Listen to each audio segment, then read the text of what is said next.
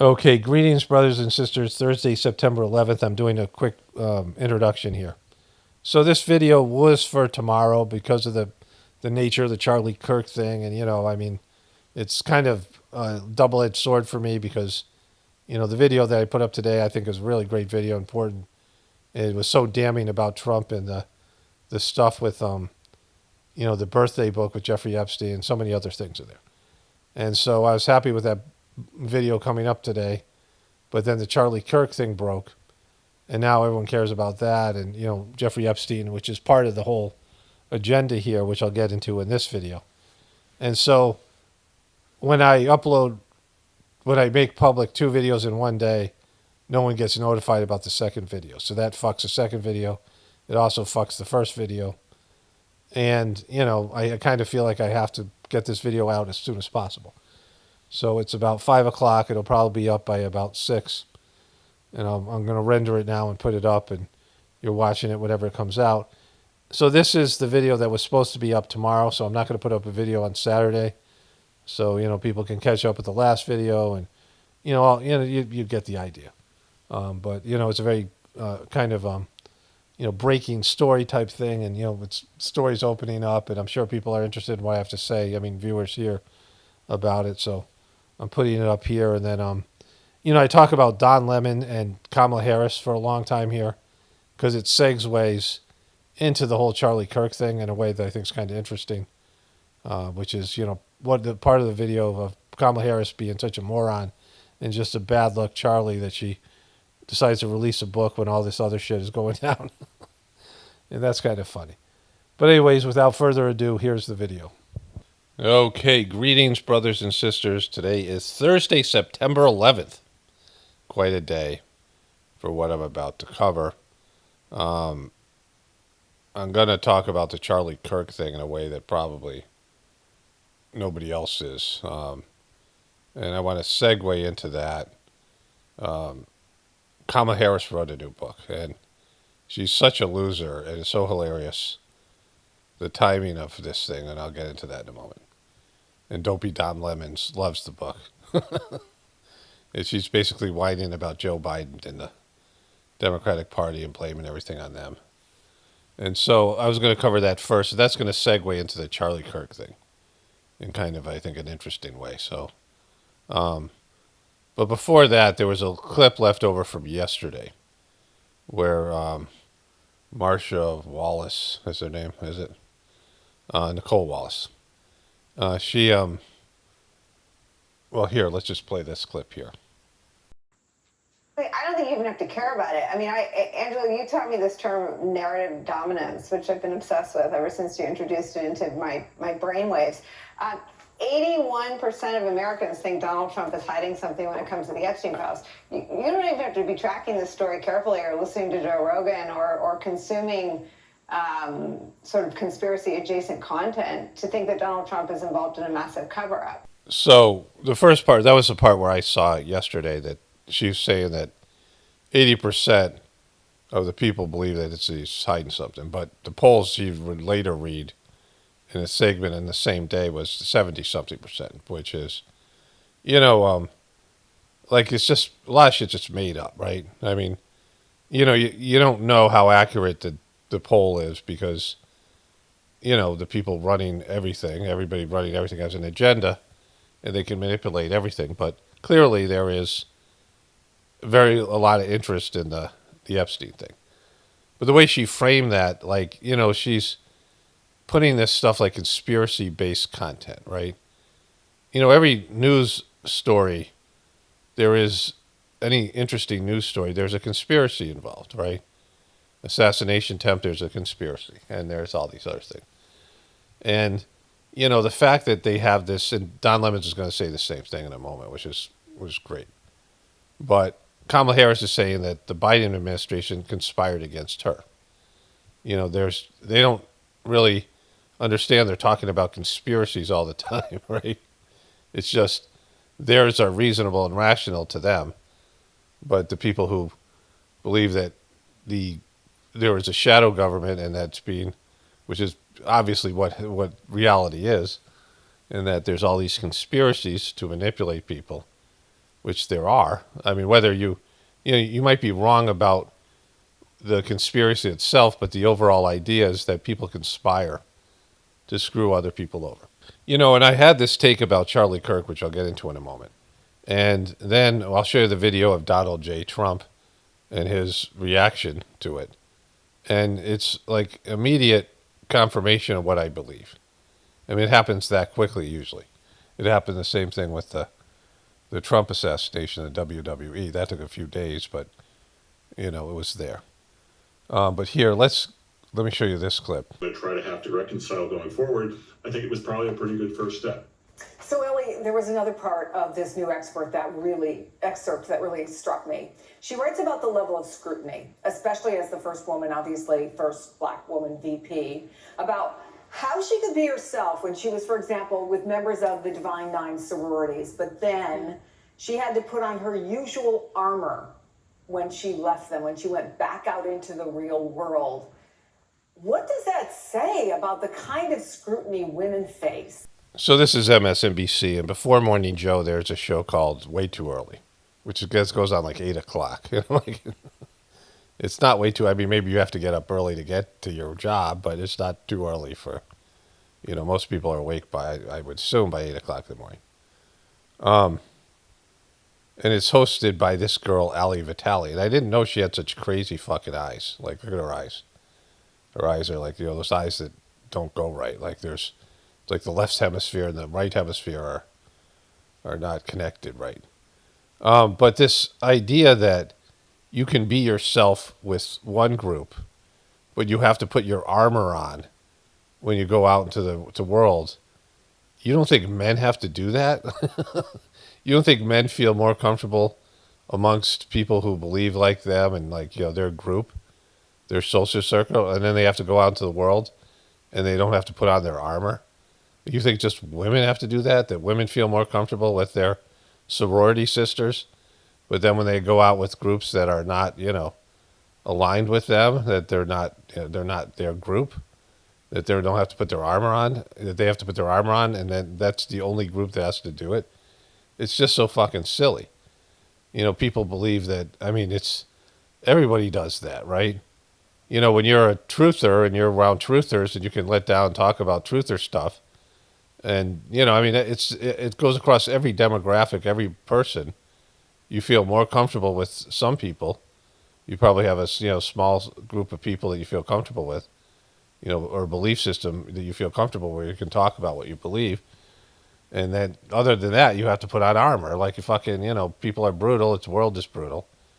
And you have to, you have your work personality and you have your social personality and then you have your personality with your significant other, depending on, how good your relationship is. And you have different levels of intimacy and you feel different levels of, where you can relax and be yourself. And so, they make it sound like women have only ones who have to do that. And we're gonna segue into this thing with Don Lemons, and this is gonna segue into the Charlie Kirk thing because it's just so great. But this is her reaction here. The kind of scrutiny, yeah. Yeah, I mean, just that there are so many other things that get talked about when it comes to women. She said, like, who I was dating in my 20s. Then, frankly, men. We know who she was dating in her 20s, right? Like that guy that set her up for political career. So it's actually kind of significant. That dude who was, we'll come back to that. Because Don Lemons is actually going to read this quote. But, there's this, and he's coming from a perspective of a gay black dude and how he had to endure what Kamala Harris does, right? But these women, you can see they're walking around always thinking that their shitty life and their difficulties with a male-run society is unique to them. And that, Kamala Harris writes this book and they totally yeah, this is it. Because they share this experience or this worldview that women are getting screwed over in a way that men can't understand. Yeah, and the fact that she writes in that excerpt that the White House wasn't really doing much to push back on stories like that either. I mean, look, this is what women face, not just women in politics, but women across the board, Black women to an even greater degree. And I remember this both when I was covering the Biden-Harris campaign, the Biden-Harris White House, and then when I was writing my book, the way that there was a regular feeling within the vice president's orbit that the press corps didn't understand her, in large part because they were not always speaking to a diverse press corps that understood that there was a level of authenticity that women want in many cases to bring to the political table, but sometimes can't because they are damned if they do, damned if they don't. And frankly, when I was talking to someone for my book about why Harris had this overly cautious approach, because she did, and that was a lot of the reason for some of the criticism that she rightly got as a politician. Why wasn't she speaking out more on policy and other things? That is such a key piece of this, but that cautiousness, one person who worked for her had explained it to me as like she feels as if no matter what she does, she's going to get her hand slapped or there's going to be heavy criticism of it. And that's true for all politicians, but it is a different bar for women, and it's definitely a different bar for women of color. See, they're missing a huge piece here, which is Kamala Harris is unlikable. And she's just a fucking loser.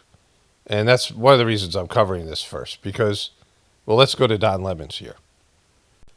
Okay, so yesterday I saw that video clip that you just saw, and then immediately YouTube recommended this from Don Lemons, and there's a great segue between this and the Charlie Kirk thing, and you know it's a part of it, and it shows you kind of what a loser Kamala Harris is. It's kind of great. That's why I'm covering this in this order, like chronological order, because this is how my day was going in terms of leading up to the Charlie Kirk thing. So let's start here. So Kamala Harris has a new book coming out, and The Atlantic wrote a piece about it. I think it's like 100. It's called 107 Days or something like that. Is that the right name for the book? 107 Days. Yeah, you might want to know that like before you start talking, like the title of the book, which is the time that she had to run for president. The Atlantic posted an excerpt from it, excerpts, I should say, from it. And it starts out by talking about what she did. It also, I mean, it gives some analysis as well. And I'll just say it's 107 days. So editor's note here, this is The Atlantic, and it says, the biggest surprise in Kamala Harris's forthcoming account of her rough and ready, intense, and absurdly condensed campaign for president, 107 I can't wait for the book. I pre-ordered. days, maybe that it is filled with surprises. I read it last week, expecting loyally Yes, 107 days. collaboration and discretion. This careful Harris is present, but so too is another Harris, blunt, knowing, fervent, occasionally profane, slyly funny, as you will see in the following. This is $20. Don, we the people witnessed the change in mainstream media when Trump took office. We left CNN, MSNBC, and David Murr. David's show only covers weather, ending on happy community notes. You are one of the few speaking the truth. Kaboom. Thank you. Excerpt, and throughout this newsworthy book, she no longer seems particularly interested in holding back. Boom. She's unleashing. She's not holding back anymore. Kamala Harris is emancipated. She's free. And I know what that feels like. So Kamala Harris can... You mean when the American people fired her from politics, the same way CNN fired you from mainstream media, you both were emancipated? She's now free because she's no longer have to run for political office. Kamala Harris is free because she didn't win presidency. Is that what you're saying? And you're free because you no longer work for CNN, and now you guys can just speak your truth to a limited audience of people who don't give a shit, right? I mean, the majority of people don't give a shit. Like, is that being free, right? You guys are both freer now that you have smaller audiences, and she can't be president. Like, she's free from the any aspirations or goals she might have politically. Congratulations. 107 days begins with the events of July 21st, 2024, the very late date on which Joe Biden told his vice president and the world that he would exit the presidential race. The chapter below details the events of July 24th, as well as some of Harris' acute observations about the absurdity and the unprecedented nature of that political movement. 107 Days will be released by Simon & Schuster on September 23rd. And Jeffrey Goldberg. Remember, this is Jeffrey Goldberg of Signal fame. Remember Signalgate? Yeah, I don't remember. That was like at least 6 months ago. So why would I? I remember something that happened such ancient history. So she starts by talking about the first stop on the day's calendar had been planned months earlier at a meeting in the Oval Office discussing her work uplifting Black executives and entrepreneurs. Dr. Stacey N.C. Grant had invited me to address the annual gathering at the Grand Boule of her sorority, Zeta Phi Beta. Zetas. Now I was in Indianapolis, looking out over a convention center packed with 6,000 powerful women in dark blue dresses and white jackets. Boom. 600 powerful women. 6,000. They're all powerful, I could tell, because they're all wearing the exact same clothing, which is, that's how you become powerful, especially for women, when they all put on the exact same outfit. Right? I'm a member of a sorority, Alpha Kappa Alpha, AKA she is, the first Black women's Greek letter organization founded at Howard University in 1908. But these women are my sisters too. We're all part of the Divine Nine, the Greek organizations founded when segregation was I'm Team Kamala all day. law in the South and standard practice. So she goes on to talk about that. I mean, it's a very colorful, well-written book. Yeah, we talked about women all wearing the same dresses. It's just well written. If it's well written, it's Kamala, then who wrote it, right? She didn't write it. Now, some of the excerpts from the book. Are they in my notes? Of course you don't have them, Don. No, I do not have the excerpts. Of course you don't. Why would you? That's part of your whole bit here. Why would you be So prepared? some of the excerpts from the book. So this is a quote. When she talked about Kamala Harris believed that the administration set her up for failure. That's what she's saying in this book. She's also saying that she believes that they thought that she would overshadow Joe Biden. So they minimized her. So basically what she's saying, and if you have ever been, this happens to women all the time. And so I would have every editorial meeting when I was at CNN, I would ask the women, and well, my team was mostly women. I would say, did you guys— Of course they were, Don. say everything you had to say? Because, guys like come in and they say the same thing that the women said 15 minutes before, except they do like this and people buy it or whatever. So I would always say, They do like that. They do a hand gesture. There's like, it's like a Jedi mind trick. So a woman comes into a meeting and says something. Everyone's like, well, fuck you. You're just a woman. We're not going to listen to you. And then 15 minutes later, a man says exactly what that woman said, but does a karate chop motion here. It's illustrated here by the great Don Lemons. and said 15 minutes before, except they do like this. They do like that, and they do like that, and all of a sudden they're like, hey, that's fucking brilliant. Boy, glad we have men in this meeting, because these fucking women don't know shit. Right? Buy it or whatever. So I would always say, did you guys say whatever you had to say, wanted to say, or whatever? Okay, great. Let's go. Because he's known as a champion of women. To make some TV. So she believed that they tried to dim her star to brighten Joe Biden's star. Okay, so this is the great part of this, and we're going to go through it, because I was outside working, and I had a video, like a sports video on. I forget what it was. And it segued right into this video, like it auto-played. And so I was listening to this. I was, in and out, like doing, like cutting hedges and doing shit, right? My lawnmower ran out of gas, so I was walking back to get some gas and whatever. And so, I listened to the whole thing, and it's brilliantly stupid. But what's great about it, I covered Kamala Harris quite a bit during the election. And, this is 2 hours before Charlie Kirk thing's going to happen, or 3 or 4 hours, whatever it was. Like, it's the middle of the afternoon, I'm sure, when the Charlie Kirk thing happened. But I'm, like, laughing to myself because this is so fucking Kamala. Because she is going to take a giant shit on the Democratic Party and on Joe Biden and his team and the Democratic establishment. And it's going to fuck her for any kind of. She's not going to be able to run for president again or anything else, right? So, she could run for governor of California, like some lesser position, and she's capped herself, but she's not going to have any, you know, political mobility, and she shouldn't, because her talking about how her star was dimmed, and he's going to read some excerpts from all that. We'll go through it. Some of the stuff will be, reset or at least supported by what I'm about to say about this, which we all know. Kamala Harris was fucking unlikable.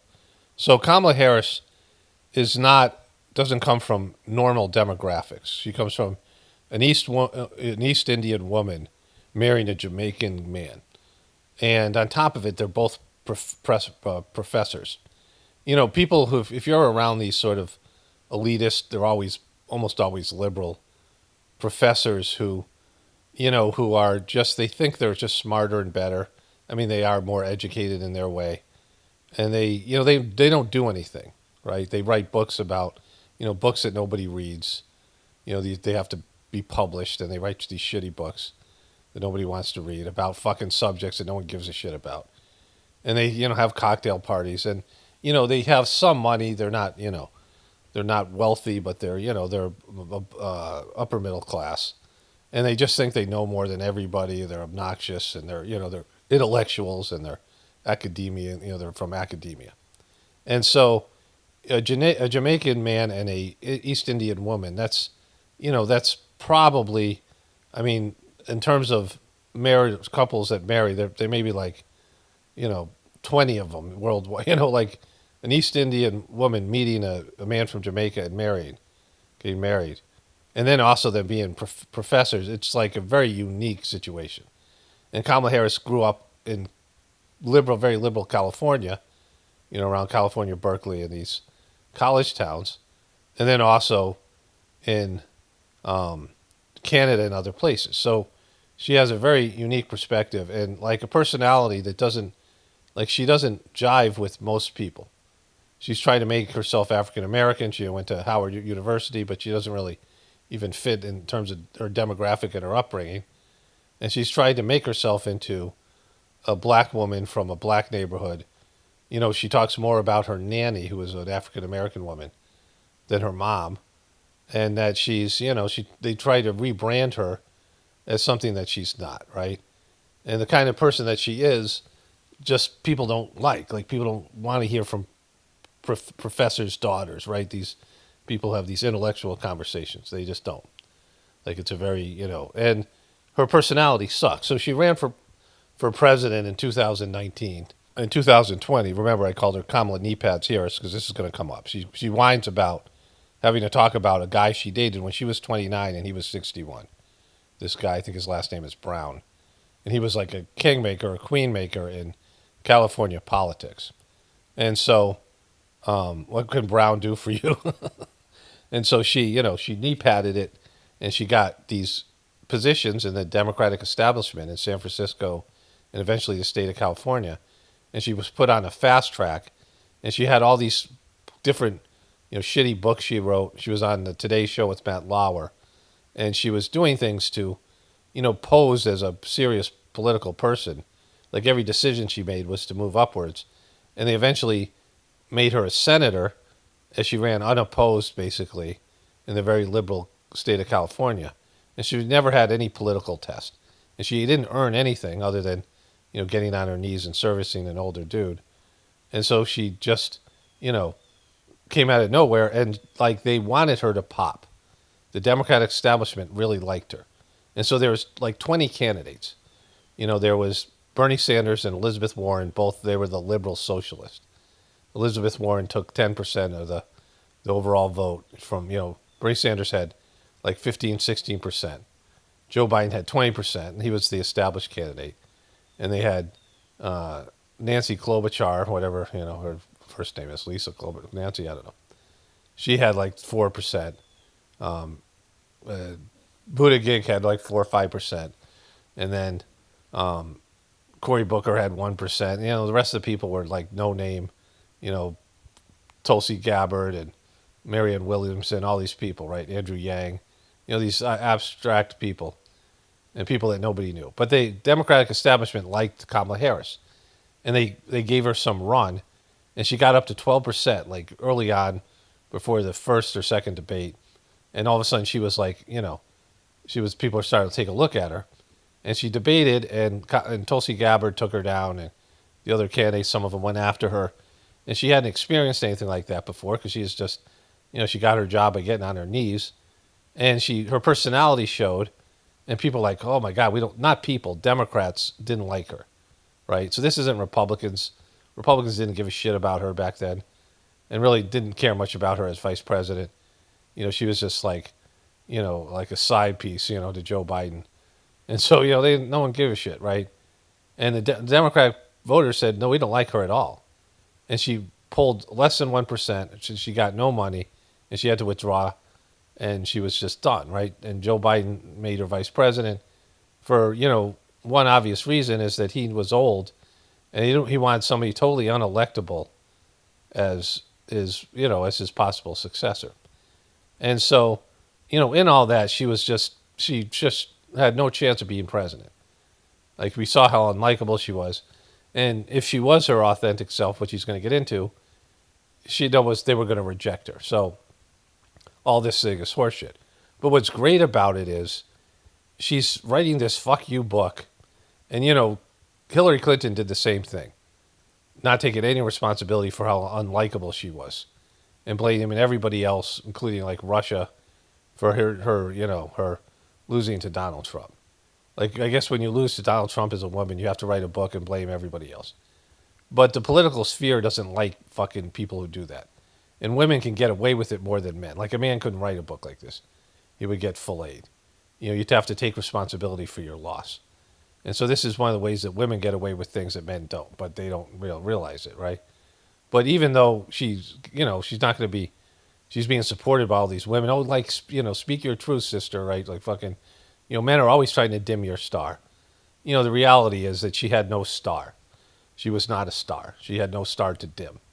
She's fucking annoying, right? And so,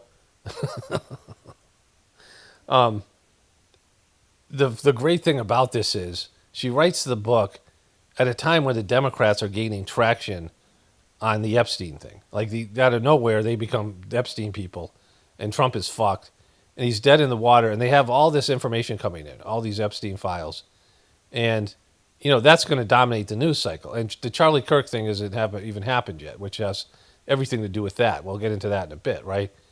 But the other thing is the stuff happening with Israel and Qatar, and so there's like real news stories, and the Democrats are not fighting amongst themselves. They're going in for the kill on Trump. And she writes this divisive fucking book and tries to sell it at the worst possible time. And then the Charlie Kirk thing is going to happen, and her book is just going to get fucking... So she has this big moment. Like, it was a thing where she was re-entering the conversation. She's not going to run for president again. She can't. Like, this book is going to seal the deal with that. But she's like, oh, it's not my fault that I got beat by Trump, and, I was put in a losing position, and I was sabotaged. So she can get some sympathy from women, and, maybe, I don't know what her goals are and what she can do with that. She can regain some audience or whatever, and, deflect the blame for the second Trump presidency. But she released it on the worst possible time, when the Democrats are making headway, and there's all these big news stories, and the Charlie Kirk thing's just going to erase any of her coverage. And it's such a fucking Kamala Harris loser thing to do, right? So this is like, so I'm sitting there going, oh my God, I don't even know the Charlie Kirk thing's coming.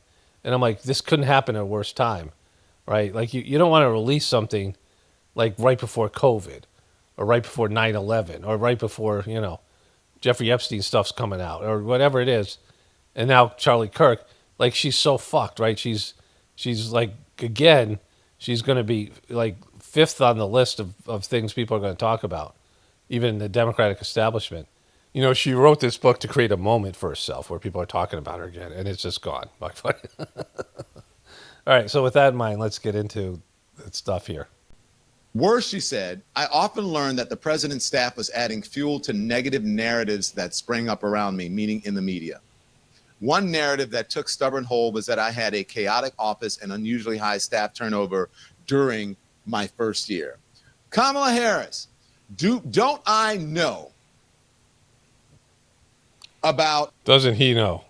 The calls coming from inside the house of people spreading lies about you because they want a predicate to be able to dim your star and brighten somebody else's, or just to get rid of you. Get rid of you. Because who are they trying to brighten? Whose star were they trying to brighten? Right? Now, both cases. If you're dimming Don Lemon's star, because he's such a star, who are you pushing forward? Who took Don Lemon's spot? Does anybody even know?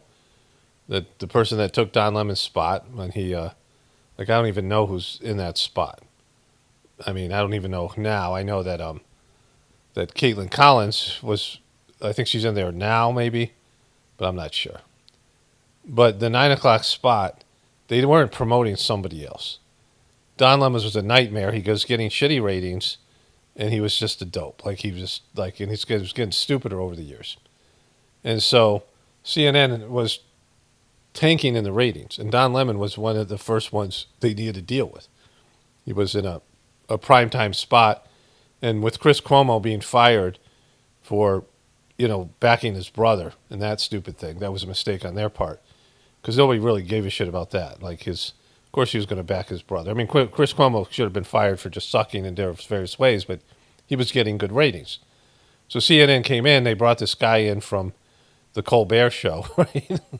Because they thought they'd try to make this more entertaining. And they tried this CNN Plus, which was an epic failure. I mean, they had this whole, app that nobody wanted. And that showed that CNN was done, right? Because young people get apps, and young people wanted no part of this thing. And so Don Lemon's, the leaks from inside CNN, they didn't need to leak shit. Everyone knew he sucked. Right? Now, the thing with Kamala Harris, well, let's go forward here. I believe 100%. And not she didn't have to write this. We knew this. We knew, the streets were talking, that Kamala Harris was frustrated with the Biden administration because they were basically trying to hide her.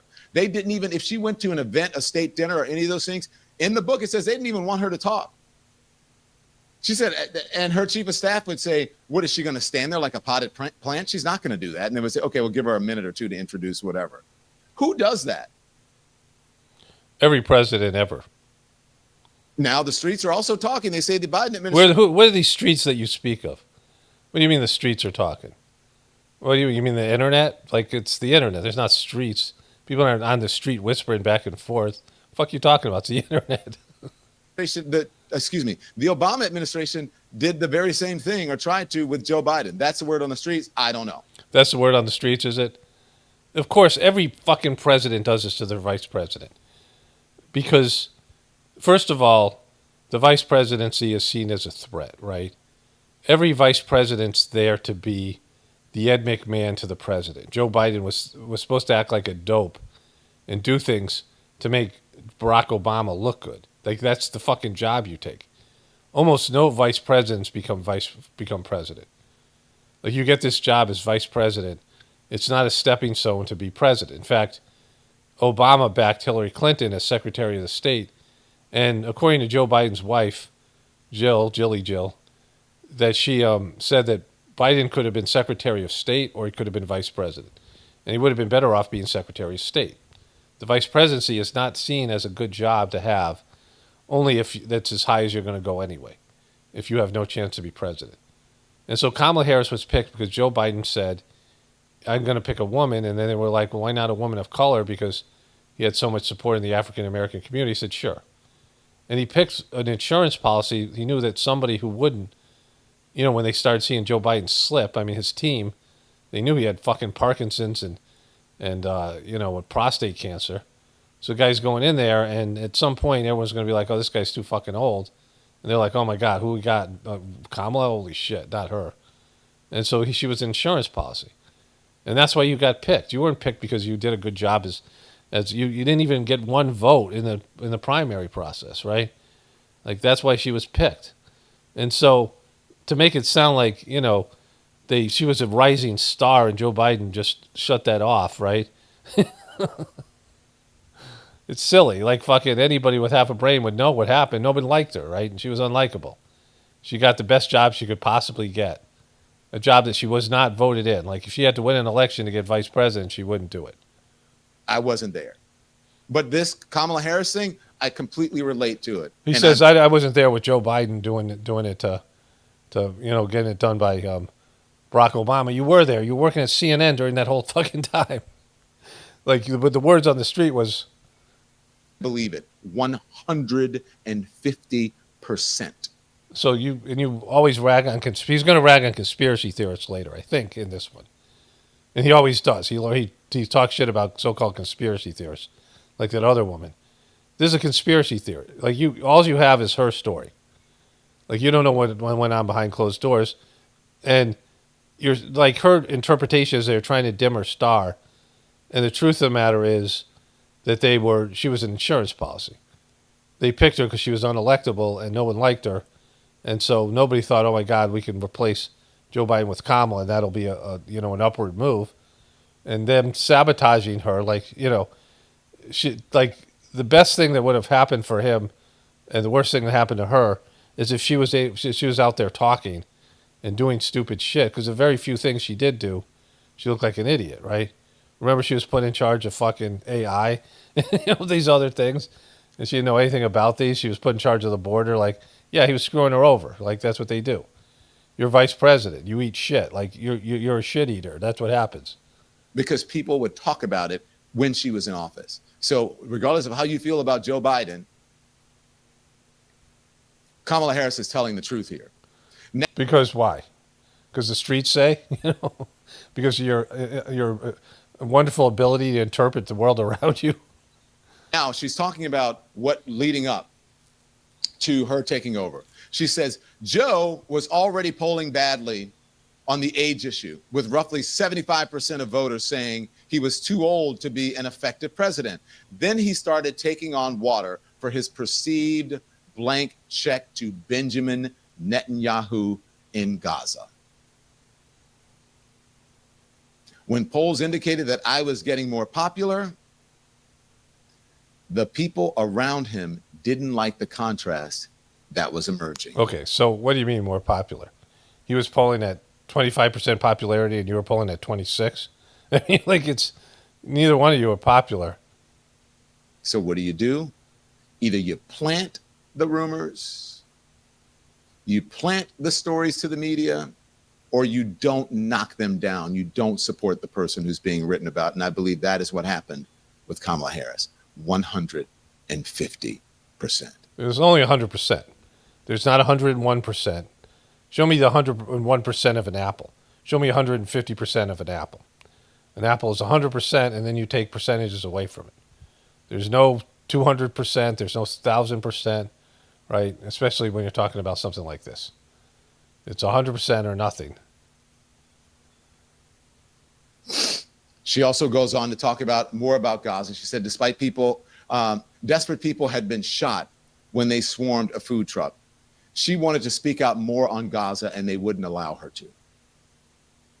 And so I tried to tell people when they were, in Michigan. Okay, so she had her chance to speak out against Gaza as a politician, as a presidential candidate, right? Like once Joe Biden said he wasn't running, she had her own team. And she could have spoke up against this, but she couldn't because the people who were pro-Palestinian are a small percentage. They're a passionate group, and they're young Democrats, a lot of them, and college campuses. But she couldn't, she couldn't speak, say things good about Palestine without losing Israel's support, which none of these fucking guys can do, none of these politicians. So it's silly, right? Like to say that she would have spoken up and that would have changed things, it wouldn't change shit. Like you think you'd be president now if you spoke up against Israel? And I was like, this woman can't really say what she wants to say right now because she's politicking. She's trying. Yeah, like every other fucking person. What are you talking about? That's what politics is. She's running for political office. To appeal to the broadest amount of people. Don't you guys get that? Do you see what you think Donald Trump's going to be better for Gaza than Kamala Harris? Are you out of your damn mind? Are you out of your rabbit ass mind? Spill it all, Kamala. Desperate people had been shot when they swarmed a food truck. And I spoke of families reduced to eating leaves or animal feed, women prematurely giving birth with little or no medical care, and children dying from malnutrition and dehydration. I reiterated my strong support for Israel's security and called on Hamas to release the hostages and accept the ceasefire agreement then on the table. I also called on Exactly, Don. It killed me so much inside because I could already tell. You guys had just cracked the code. You guys just see through the bullshit with your fucking super truth-seeing goggles. Israel for greater access to aid. It was a speech that had been vetted and approved by the White House and the National Security Council. It went viral, and the West Wing was displeased. I was castigated for apparently delivering it too well. Yeah, that sucked. You know, I mean, that's not why you didn't win presidency. It's not why any, you know, like, why even write about that, right? It's, you know, things that you can say now because you're writing a book and you have no political future. I mean, you're trying to, you know, this book is like what Don Lemon's doing with his show. They both really want back in.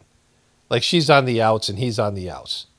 And, you know, he has a non-compete for a while, and then he might go to News Nation or with these piece of shit, you know, smaller, you know, mainstream media. But she's done politically. And, you know, they both want to be a seat at the table. They want validation from the beast, right? And so this is kind of stuff you say, and you hope that, like, you win back some support amongst the women. I mean, you're saying something that resonates with all these women and people who have suffered their stars being dimmed by a man, right? I believe it. Don't shine. Don't tell the truth, because you outshine others and your talent is bigger and your star is brighter. Okay, so we all know is that she has no fucking star, and you have no star, bro. You know, you guys are like, you're a dope, and it's amazing that he has an audience, but it's not amazing because people are so fucking stupid, right? That they go to Don Lemon and say, this guy's getting it. But Kamala Harris had no star. She could have beat Joe Biden in the election in 2020. She could have ran and won a few states. Okay, so she dropped out, and Nancy Klobuchar, so Pete Buttigieg won. You know, there's New Hampshire and Iowa. Pete Buttigieg won one and finished second in the other. Bernie Sanders won one and finished second in the other. And Klobuchar and Elizabeth Warren were all ahead of Joe Biden. Like, Joe Biden had been the front runner at 20%, but he was capped at 20%. And so these guys, when people had to pick somebody, they picked other people than Joe Biden. And if Kamala Harris was in, she would have got less than 1%, because she was more unlikable than Nancy Klobuchar, Bernie Sanders, Elizabeth Warren, and Pete Buttigieg, and probably other, you know, Marianne Williamson and Andrew Yang and Tulsi Gabbard. She probably would have got less than all those people. Like, she, you know, nobody liked her. She had no star, right? There was no star there to dim because people didn't fucking like her. Democrats didn't like her. And, you know, independents and Republicans weren't going to like her. She was unlikable. You know, people have likability. Some people are more likable than others, right? And some people, you know, I mean, you have to have the likability factor to win in politics. You have to be able to you know, be likable. You know, that weird mayor in Tom Ford, who was this, you know, the guy was smoking crack in Toronto, he still has fans. Like, he's dead now. There's people still love that guy, right? So, you know, Trump has a likability factor. Barack Obama had a likability factor. But Kamala Harris had zero of that. She is off-putting. And you can't, there's no, you know, she didn't have a fucking star. He wasn't dimming her star. Yeah, maybe they were shitting on her like they do to politics, because that's what happens. Maybe she was trying to, you know, she had to eat shit. Not maybe, she had to eat shit. But eating shit was all she could do. Like, it wasn't like she had all this upside, right? At best, she's a role player. She's not a star. Taking off his glasses because he's serious. Now, y'all know I don't lie about anything. If Oh there's my God, you seriously saying that? Everything about you is a lie. You know, when somebody doesn't know anything about themselves and doesn't know anything about the world, then they're constantly lying because they don't know what the fuck, and you know they have no ability to assess their own their own bullshit. You know, to see the truth in other people, you have to see the truth in yourself, right? You got to understand how you work internally. And so you have to be honest about what's going on inside of you. And he doesn't have anything going on inside of him. Like he's like he's an NPC. And so all he does is lie. His whole life is a fucking lie, right? This was amazing part here. one thing I hate a liar. I have all kinds of flaws, but lying is not one of them. It's your biggest one. And you don't even fucking know it. You're lying right now pretending Kamala Harris had a star. I mean, you might think that, but she didn't. Nobody fucking liked her. Their thinking in another excerpt was zero sum. If she's shining, he's dimmed. Boy, I've been there. Oh my gosh. You think that you were held back along your career? It's amazing you got to where you are, Don. You're like so fucking stupid. You think people were trying to dim your star? You know, everybody's narcissistic and everybody's competitive and everybody's jealous and everybody wants other people to fail so they can succeed, right? Which is a fucked up thing. You know, I don't have that. Like, whatever I had it when I was younger, I don't have it now. Because, you know, we're in such desperate states that it would be great if people were people stepped up. Like, in terms of my spiritual practice, I want everybody to do better than me. I would want everybody to go farther than me. I mean, that's the way every human being should be. That you want people, especially the next generation, to exceed what you did. Like that's real, that's real health. Like that you want everybody to be better than you. And it works for you. Like if everyone's better than you, imagine if you were the worst person in the world. Like everyone else would be nicer and better than you. You know, like, I mean, it would behoove you to have that happen. You know, dealing with dumb fucks, dealing with fucking remedial minds, dealing with all the bullshit. You know, we all complain about it, but then you don't want other people to succeed. You know, wouldn't it be nice if you dealt with people, everyone was smarter than you in some way, or better in some way than, or at least more spiritual than you, right? It'd be a wonderful world. Like if you were the worst person, but unfortunately that's not the case, for almost all of us. There's one person who's the worst person, but everybody else is better than, in terms of, in terms of who you are as a spiritual person, these things. And, with my kids, when I went into therapy, my counselor, she had an MSW, but she also did channeling. And she said that, whatever, I don't know if it came from her spirit guides or where the fuck she called them. Or, she just saw it, but she said that, and I didn't talk much about my parents or my dad or my family, it was very little. But she said that I was loyal to my dad, even though I had no respect for the guy. I mean, the guy was a piece of shit. And, the guy was just an embarrassment, right? He was like one of these guys. He was like a Don Lemon level of, just a loser, right? And she said that I had loyalty to him and I wouldn't succeed because I felt like I had to be a failure to, whatever kind of thing that I had. Indians, East Indian people have this, maybe it was something I carried over from a past life, where you honor your parents. And consciously, I had none of that. Like, what are you talking about? That kind of thing.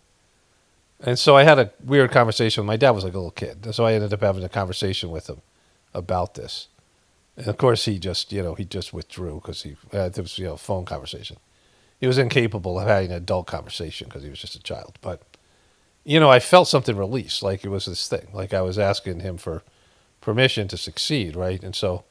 And it was right around the time I found Saj Marg and then all these other things that have happened since then, right? Like what I'm doing here is something I bet my dad wish he could do, like this thing. And so, I have a strange relationship with my kids. And, it's just I don't want to call them disappointment, but I'm disappointed in how everything worked out and what they're doing. But I made sure to tell each one of them that I blessed them and wanted them to succeed in whatever they do. They had my complete, there was no resentment. There was no, sense of I wanted them to fail or whatever, any kind of thing like that. And they probably didn't understand it. I'm sure they didn't understand it. But, from what I went through, I didn't want them having some subconscious, attachment or blockage from their relationship with me, right? Because you want your kids to exceed. I wish my kids had been better at Saj Marg than me, and then, certainly in life and, more successful, richer, whatever it is, right? I mean, that's what everybody should want. And I wish that I wish everybody would be better. I wish everyone would step up and exceed what I've been able to do. And certainly anybody I tell about Saj Marg's system, I hope that they can do that. But unfortunately, it's not the case, right? And most people, they get triggered by other people surpassing them. And it's silly because, all of us can be as whatever we want to be. We can all become whatever we want to become. I mean, not in the sense of, you can live your dreams and, that's not real. Like that shit where people say you can do anything you want, you can become anything you want. But in terms of what your soul wants you to become, everybody can do that. And everybody can be the best version of themselves. Everyone can, and maybe not in this life, maybe it might take some time. But God wants that for you. And whatever God wants for you, you can achieve. You can be, a spiritual giant. You can master yourself, right? You can be a spiritual master. And all of us can do that. We're choosing not to, right? And everything else about like being the president or being this or that, those are just based in your samskaras, and that's going to happen or not. And whatever success you have, whatever talents you have, whatever you become in this world, whatever amount of money you have, whatever these things are, those are things that your soul is signed off on, and it was already your destiny, right? And you can outwork your destiny. You can change your destiny in this, with some effort. But you've already chosen the exact life that you're living. And people don't understand that. And so everybody looks at everyone else and says, oh, they got it better than me and they're in competition. We live in a very competitive world, which is silly because the competition is what destroys people. And we'll get back into this in a bit here. And so, they have this attitude that men and women, men are trying to keep women down and white people are trying to keep black people down and gay people down or whatever it is. Each group. But you don't think that white men suffer the same thing, right? So if she was a white man, Kamala Harris, you don't think that Joe Biden would be trying to suppress this white dude vice president star? If Pete Buttigieg had been Biden's choice for vice president, you don't think Biden and his team would be suppressing a star? These are all predatory, evil fucking people. Jealous people and political people, and that's what politics is, right? You as vice president, it doesn't matter what color you are or what gender you are, you're eating shit. And so when you think that it's special to you, there's prejudice and there's racism. I'm going to talk about the Hurricane Katrina thing when we get to Charlie Kirk in a bit, because I was watching that documentary on Netflix, and that's kind of very telling. There's prejudice and there's systemic racism. There's all that shit exists. But in terms of these dynamics, you don't think white people shit on each other, right? You don't think these white guys are trying to kneecap each other or stab each other in the fucking back, these politicians, and in business, and it's like it's somehow worse for women. Like you wanted to be in this world. You wanted to be in this world of fucking men. You want to define your success by being in the working world of men and the political world of men. And then you get there and you whine about it because they suck. Like they're horrible fucking people. They're cutthroat people. And then you whine about being because it's specifically because you're a woman or you're a woman of color. But they do it to each other all the time. Most people are competing with their siblings or competing with the people in their demographic. Most of the competition happens between people, like black on black crime, white on white crime, these kind of things, women on women crime. You don't think women stab each other in the back? You don't think women try to dim each other's star? Hillary Clinton was dimming women's stars all over the fucking place. If you were Hillary Clinton's vice president, you think she would be trying to dim your star? Hillary Clinton was extraordinarily competitive in all these things. I'm sure she was trying to dim your star because she wanted to be the first woman president. She wasn't supporting you. She was wishing you would fucking fail. Like, how many Democrats were wishing Kamala Harris would fail, right?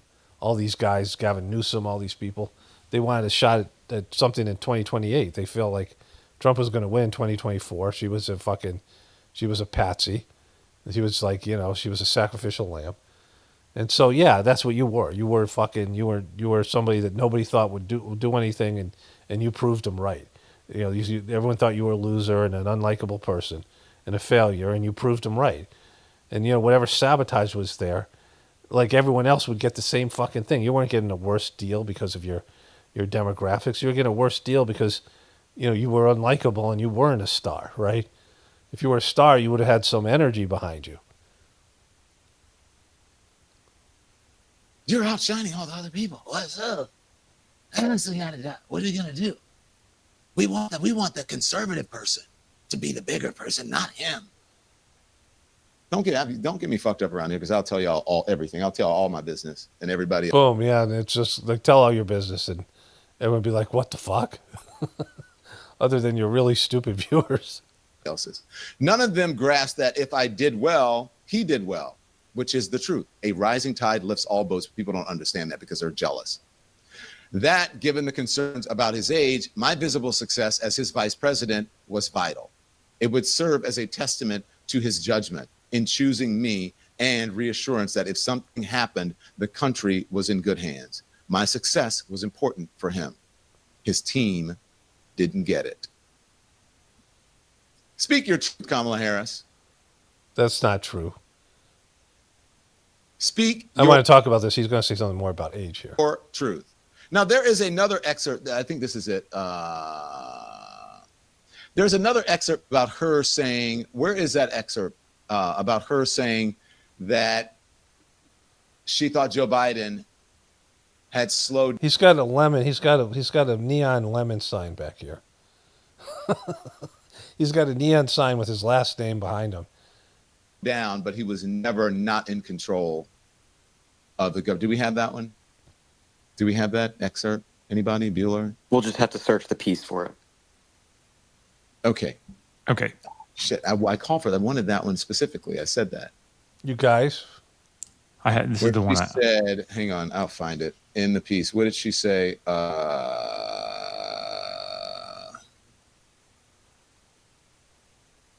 Here it is. I got it. Many people want to spin up a narrative of some big conspiracy at the White House to hide Joe Biden's infirmity. Here is the truth, as I lived it. Joe Biden was a smart guy with long experience and deep conviction, able to discharge the duties of president. On his worst day, he was more deeply knowledgeable, more capable of exercising judgment, and far more compassionate than Donald Trump on his best day. On his best, she says, not day. But at 81, Joe got tired. That's when his age showed in physical and verbal stumbles. I don't think it's any surprise. Okay, so we know that not to be true. Okay, so he's talking about how he hates liars. Now, all of these people covered up for Joe Biden. I saw Joe Biden. I worked as a counselor. I have a master's degree in counseling. And I did psychological assessments. And it was clear that Joe Biden had some sort of dementia. And I wasn't the only person who said it, right? But mainstream media didn't cover it. And so you think he just got dementia? Let's listen to the rest of this thing here. That the debate debacle happened right after 2 back-to-back trips to Europe and a flight to the West Coast for a Hollywood fundraiser. I don't believe it was incapacity. If I believed that, I would have said so. No, you wouldn't. As loyal as I am to President Biden, I am more loyal to my country. Okay, so that's just bullshit. These people are loyal to themselves. They don't give a shit about the country, and they don't give a shit about the other politicians. They're all cutthroat, and they're all liars. So Joe Biden was clearly showing signs of dementia. She saw it here. Let's show you that. So Cory Booker and Kamala Harris were, I think, the only 2 African-American candidates. Of course, Kamala Harris was Jamaican, but they were the 2 black candidates in the presidential debates. And they're both polling at less than 1%. Kamala Harris got some run, like I said, and now she doesn't have that. And so Joe Biden has all the African-American community support. Like that's the one thing that he had that Hillary Clinton didn't have. Hillary Clinton lost in Michigan and Wisconsin because she didn't get the kind of support Barack Obama got in the black community. And so they can't believe it. They can't believe that this old white, Joe Biden said racist shit, weird shit, like not even racist, just clueless shit, right? Like, you'll be back in chains, this kind of thing. And CNN had already done a report in 2015 when he was running where he would have ran against Hillary Clinton about his how fucked up he was, right? And these guys can't believe he's getting the support they should get, right? Because they're in this demographic. They're people of color in this demographic. So they're like dumbfounded that Joe Biden's got their support, right? What they think they should be getting the support that he has. A lot of respect for the vice president. He has sworn me into my office as a hero. This week I hear him literally say that I don't think we should legalize marijuana. I thought you might have been high when you said it. and let me tell you. See, look at how fucking clueless he is, right? Because marijuana. He's 76 years old here, or 77. When he's, this is like he's just gone, right? He doesn't have it anymore, and he shows multiple signs of it. Marijuana in our country is already legal for privileged people. And the war on drugs has been a war on black and brown people. And so let me just say this. With more African Americans under criminal supervision in America than all the slaves since 1850, do not roll up into communities and not talk directly to issues. He's like he's going back to school and he's raising his hand. Issues that are going to relate to the liberation of children, because there are people in Congress right now that admit to smoking marijuana, while there are our kids are in jail right now for those drug crimes. And so these are the kind of issues that mean a lot to our community. And if we don't have somebody authentically, we lost the last election. Let me just give you this data example. We lost in Wisconsin because of a massive diminution, a lot of reasons, but there was a massive diminution in the African-American vote. We need to have someone that can inspire, as Kamala said, to inspire. Yeah, right. That's what they're both saying. But Joe Biden was taking their thunder. The black people were supporting him, and they couldn't fucking believe it, right? Because he's senile as fuck. He was wandering around stage. Everyone saw it. Like, everyone saw it and didn't say anything. African Americans to the polls at record numbers. Thank you, Senator Booker. Vice President Biden, you can respond to that. I'll be very brief. Number one, I think we should decriminalize marijuana, period. And I think anyone who has a record should be let out of jail, their records expunged, it be completely zeroed out. But I do think it makes sense, based on data, that we should study what the long-term effects are for the use of marijuana. Exactly, because we have zero fucking studies on that. We know absolutely nothing about marijuana. Like, Cory Booker's laughing at him, right? Like, he knows he's senile. All it is. Number one, everybody gets out. Record expunged. Secondly, I'm part of that Obama coalition.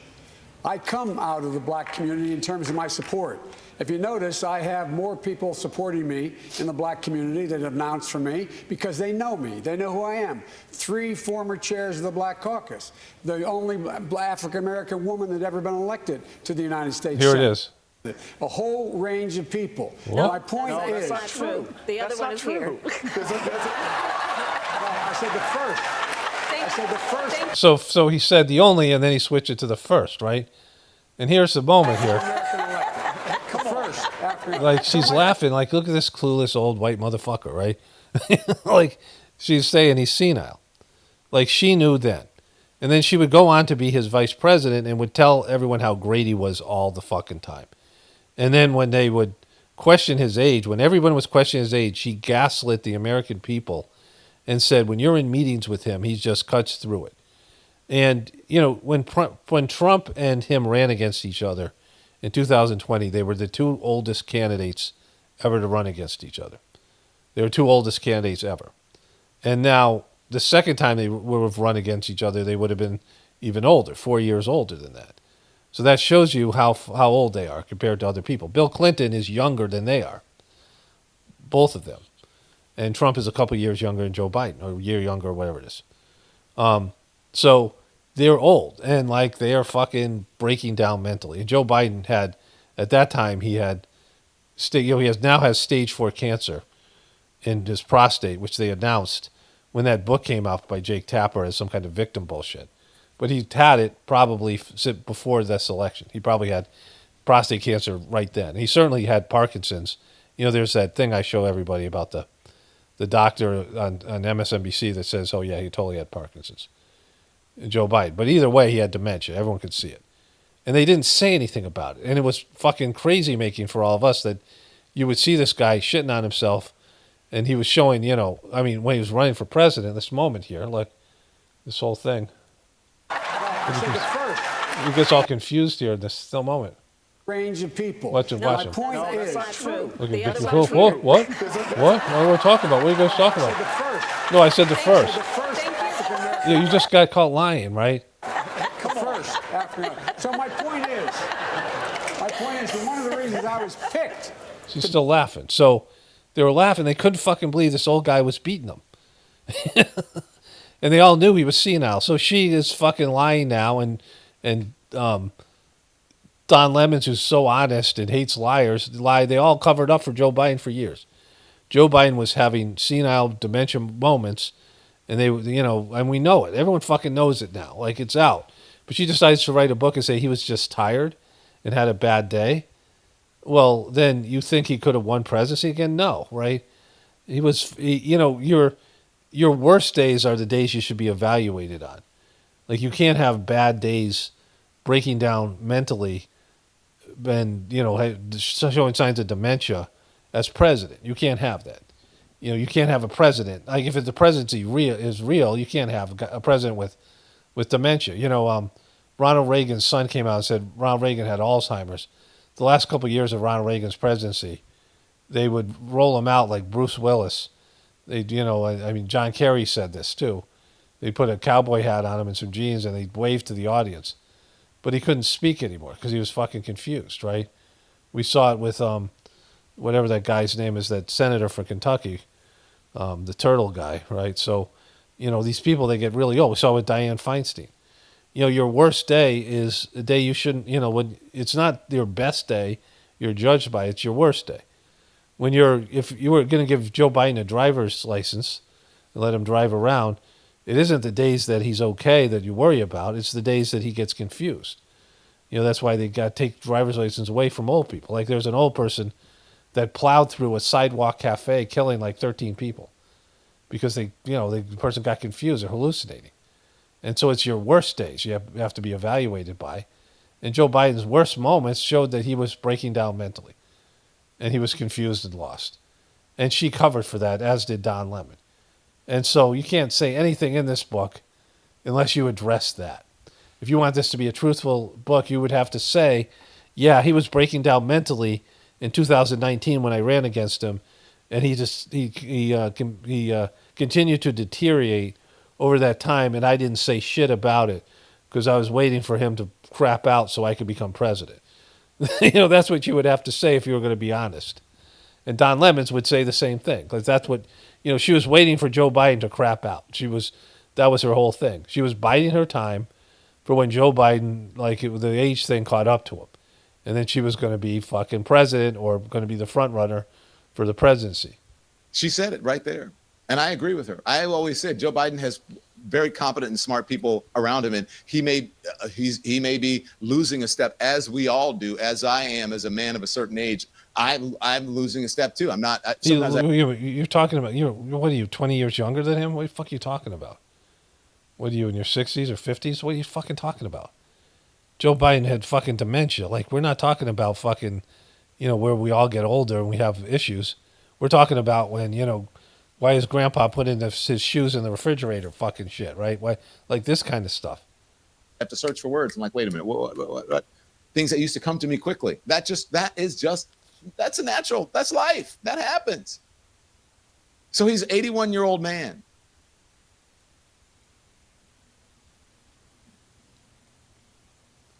But I'm sure some of the conspiracy theorists are going to say, Joe, she is throwing Joe Biden under the bus.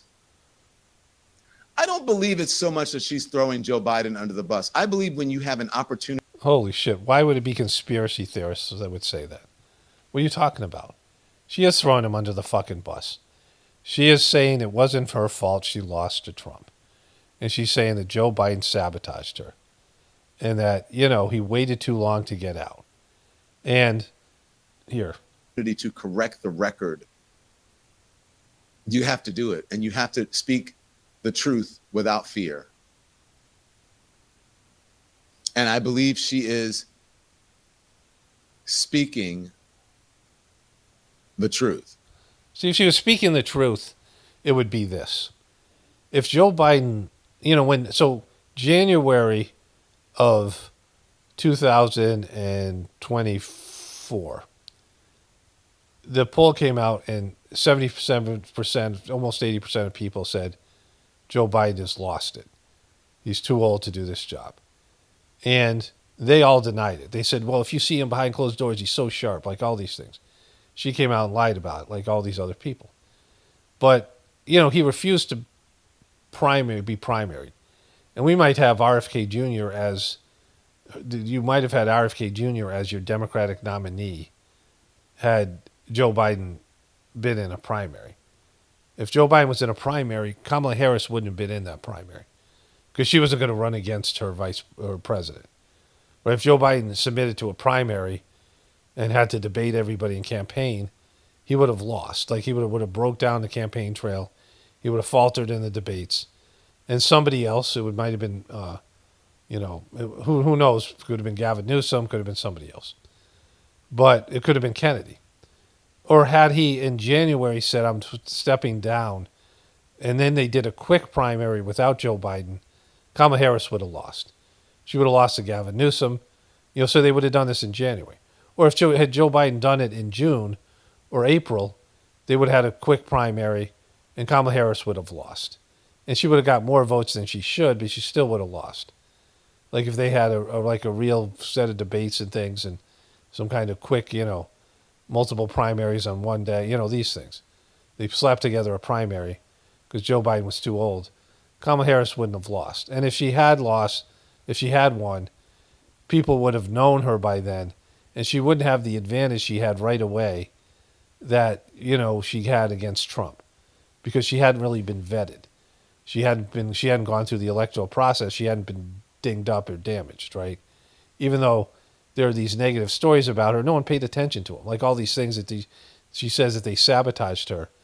She was actually being protected from, you know, her laugh and her fucking, all the shit that she did. You know, she whines about her laugh. She whines about these things that, you know, they made fun of her laugh and these things, and I think that's coming up. But, you know, they were annoying. It wasn't like her being herself. You know, she was criticized for not being authentic, but when she was authentic, nobody liked her. And so she was, you know, she had to pretend to be somebody else because she couldn't be herself and get elected, even with the short period of time. But if she had longer, she would have been, you know, by the time she got to Trump, she would have been already damaged goods because everyone would be like, no way, she's not doing it. And Trump was already, you know, he was in a fucking great position, you know, all the things that happened with Trump, right? And so none of this stuff is real. Like none of this stuff is true because, you know, she wasn't going to win. No matter what happened, she wasn't going to be president, right? There's no way Kamala gets elected. The only way she would be president if Joe Biden stepped down and said, I want you to be president, and she ran as the president, and she still would have lost, right? This one thing also I want to read here. She says, I was well aware of my delicate status. Lore has it that every ongoing chief of staff always tells the incoming president's chief of staff, rule number one, watch the VP, because I had gone after him over busing in 2019 primary debate. I came into the White House with what we lawyers call a rebuttal presumption. I had to prove my loyalty time and time again. When Fox News attacked me on everything from my laugh to my tone of voice to whom I dated in my 20s or claimed I was a DEI hire, the White House rarely pushed back. Doesn't matter if they push back or not because no one gives a shit, right? But the thing is, who she dated in her 20s was a guy who gave her her first political job. And he was 61. He was still married but separated. And she was dating him because she wanted, you know, he had political power. I mean, it's significant to her story, right? Like, how did how this bitch get into politics? Oh, she dated a 61-year-old when she was 29. Like, it's a fucked up thing, right? That's why I called her Kamala Knee Pads Harris. We know how she didn't get there because she was likable or because she was smart or good at her job.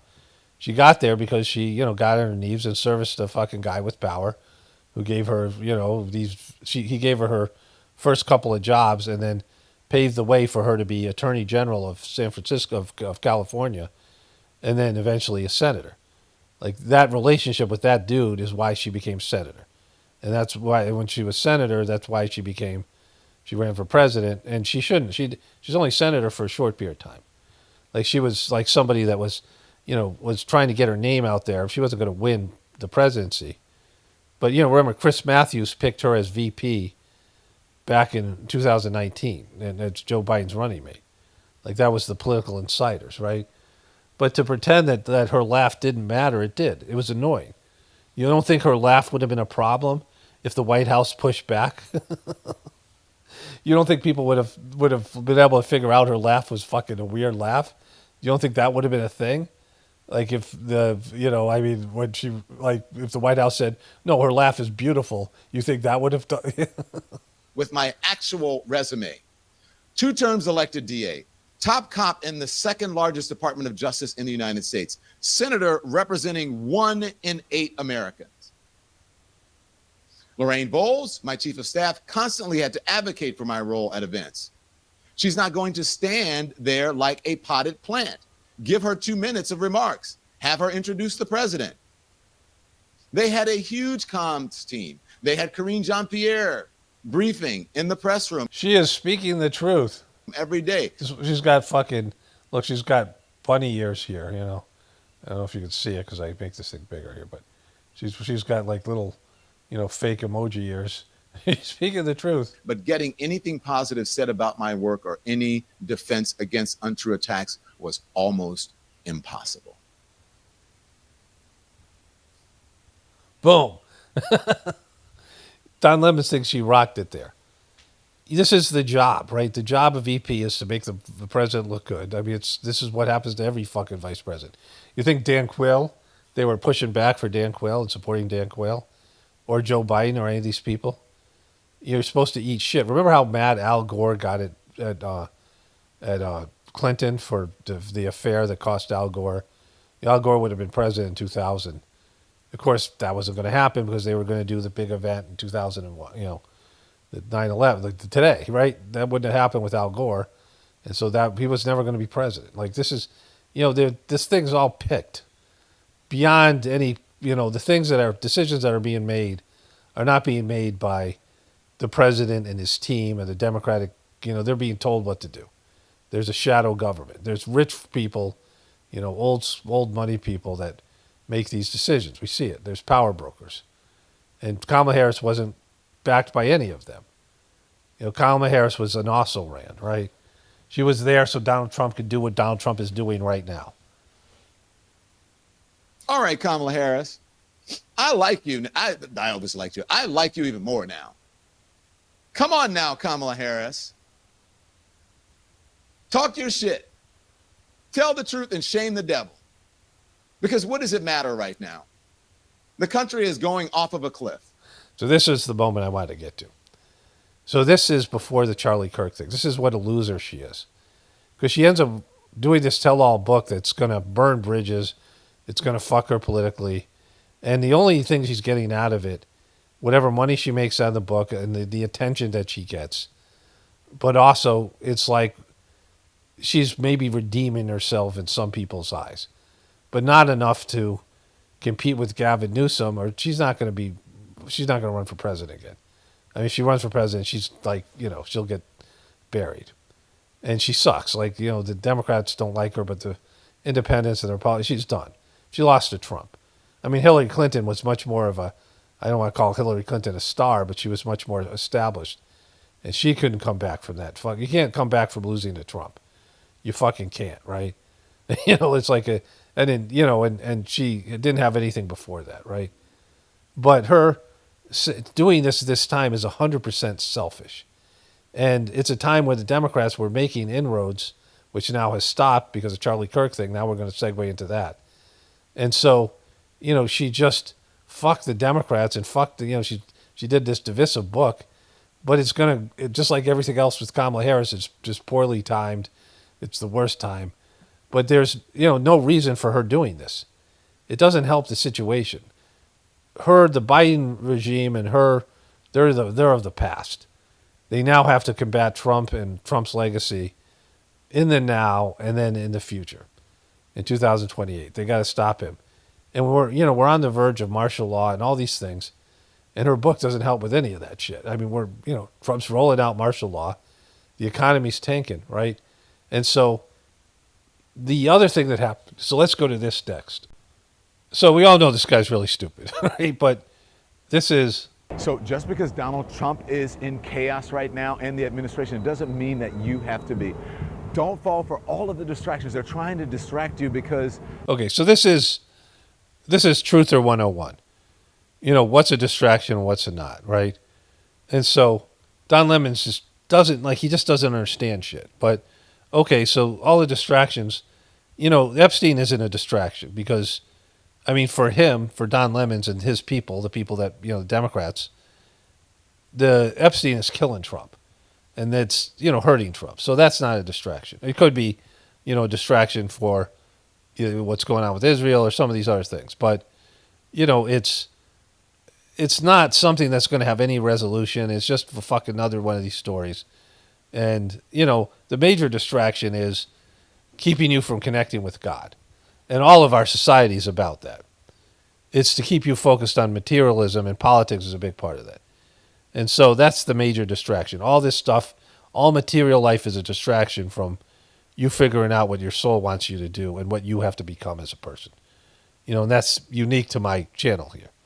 And so that's something, none of these people get, that you have a spiritual purpose. But so he's talking about distraction here, so... Don't fall for all of the distractions. They're trying to distract you because they don't know. They're just throwing stuff against the wall. So that's so well articulated. You don't have to be a victim to that. Just pay attention to what's important. And well, how are you being a victim to that stuff he's throwing against the wall? What's important? It's the economy. And if the economy is tanking right now, if it is terrible, if you're losing money in the market, you're right. Donald Trump, this guy's right. Donald Trump doesn't know shit. And if you're losing money in the market and retirement and all of that, and you can't afford to... So that was a great moment. Some random fuck walks by. Pay your bills. It's not because of all the things that he's trying to distract you with. It's because he doesn't know what to do with the economy, and he knows he's in trouble, and he knows he's responsible for it. So pay attention to what's important, and that's it, okay? Okay, so you think paying attention to the economy is going to stop it from crumbling? Like, what do you think your viewers paying attention to the economy and not being sucked into all these distractions?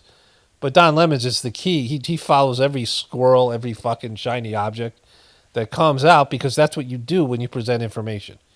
Because people want to be fucking distracted. That's what this business is. We're in the distraction business. People want to do a deep dive on every little fucking stupid little thing. They want a deeper explanation than they get from the mainstream media. And so we cover shit like this, all of us. We all cover shit that's a distraction because that's what people are all about, right? If you want an audience, you got to talk about what's going on, whether it's Donald Trump, whether it's Hollywood, whether it's any of these things, sports. The people want to be distracted. People don't want to face themselves and what they have to do. People love being distracted, and our whole society is a distraction. And he's one of the key distractors. And he thinks, what, if your people, the people watching your show, are going to focus on the economy, it's going to change anything? But what's great about it... Don't fall for the okie doke. Don't fall for the okie doke. So this is a great segue into the Charlie Kirk thing, because he's talking about distractions, and now this has happened. Who Charlie Kirk is? Yes, of course. And did you hear what happened? Of course. What do you think? I think it's devastating. I think that this violence on this so-called tolerant left has to stop. Wait, what, Don? Why aren't you focused on the economy with your Air Jordans? I think that it's a tremendous loss to the MAGA movement. No matter what side of the political aisle you're on, I think it's absolutely devastating. This was a political assassination. Are you a conservative? I am a conservative. Are you MAGA? I am MAGA. Why do you think it's a loss, a tremendous loss for the MAGA community? Because I think there's several reasons that President Trump won the election, and I think that Charlie Kirk is a major part of that reason. He handed President Trump the youth vote. Youth male vote, yeah, you're right. Yeah, but I mean, there's a lot of conservative women that also follow Charlie Kirk. I mean, they're kind of out of my age demographic, but I think that Charlie Kirk was instrumental in handing that. Okay, so he found a MAGA person on the streets of New York, and this is, his thing. But again, you just put a video up about not being distracted. Immediately, you're jumping for the first thing that happened. So then he does something really stupid here. Do you know Charlie Kirk? Yeah, I do. And what do you think of what happened to him? You know, sometimes revenge is a dish best served cold. I hate to celebrate someone's death, but when you talk about guns, But you're doing it anyway. You hate it. He hates celebrating people's death, but if you gotta do it, you gotta do it. and you talk about how much the Second Amendment matters to you, and then it impacts you, like, what do you expect? You know? So you want to get rid of the Second Amendment and get rid of all guns, and you think that's going to work with Trump's martial law agenda? You dumb fuck, right? You know. Sympathies to his family, but fuck that guy. He got exactly what he deserved. This is why we need gun control. One of my friends said on social media, he died in a world that he wanted. Yeah, he said it himself, right? There's a whole quote that's been floating around about, like, sacrifices were made for the Second Amendment to still exist, or something along those lines, right? It's an ad-lib, but yeah, this is what happens. You reap what you sow, and, it's sad that someone died, but also, hey, What do you say to people who might say that you're unsympathetic and you need to be more human about it? I don't know, reread slavery, rewatch Roots. There are so many different eras of American history and in America where worse things have happened to people. And we've turned a blind eye. You want us to erase the Confederacy, you want us to erase all these different things, but why should I have more sympathy for something that you don't know pain? Exactly. Fuck, you don't know pain. Like, look at me. I know pain in my fucking... look at me. I know all kinds of pain. Really. If this is the worst thing you could think of, you don't understand what other people have gone through.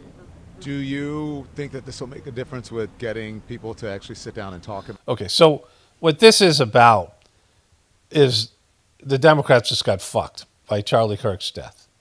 And everybody should realize that. Okay, so I want to get into why this happened and, just all the things that I would do. My interpretation of events.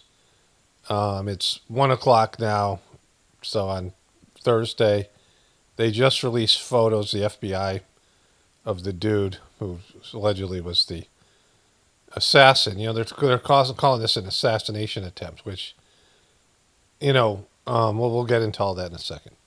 So what I'm looking for here, not so much what happened to Charlie Kirk, as much as what the audience reacted as. Because here...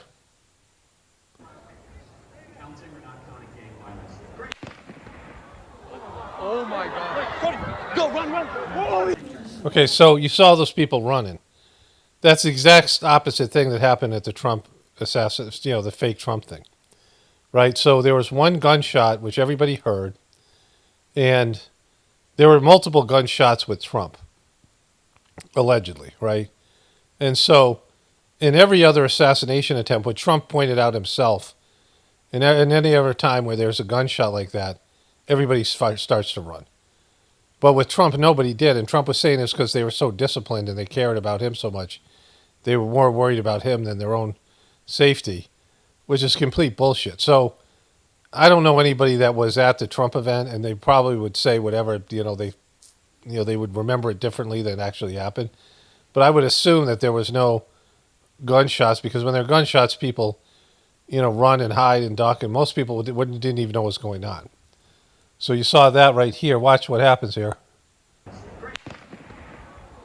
Oh my God. Go, run. Oh. Counting or not counting gang violence?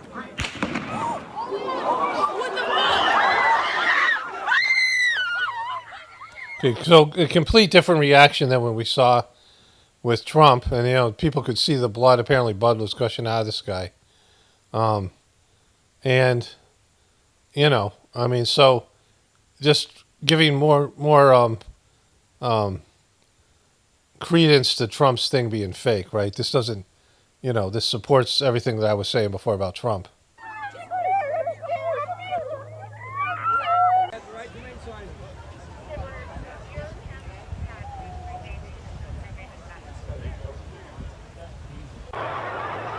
So look at everybody running there. So, you know, one gunshot, and they all ran. And Trump, there was the guy fired like 4 or 5 times, and then there was counter snipers that fired on and killed the guy. So there had been like 10 gunshots, and the Trumpers didn't know anything happened. So come on, like just. You guys okay? Okay, love you. Be safe. Okay, be safe. Apparently there's been a shooting. I mean, they're all out of there, right?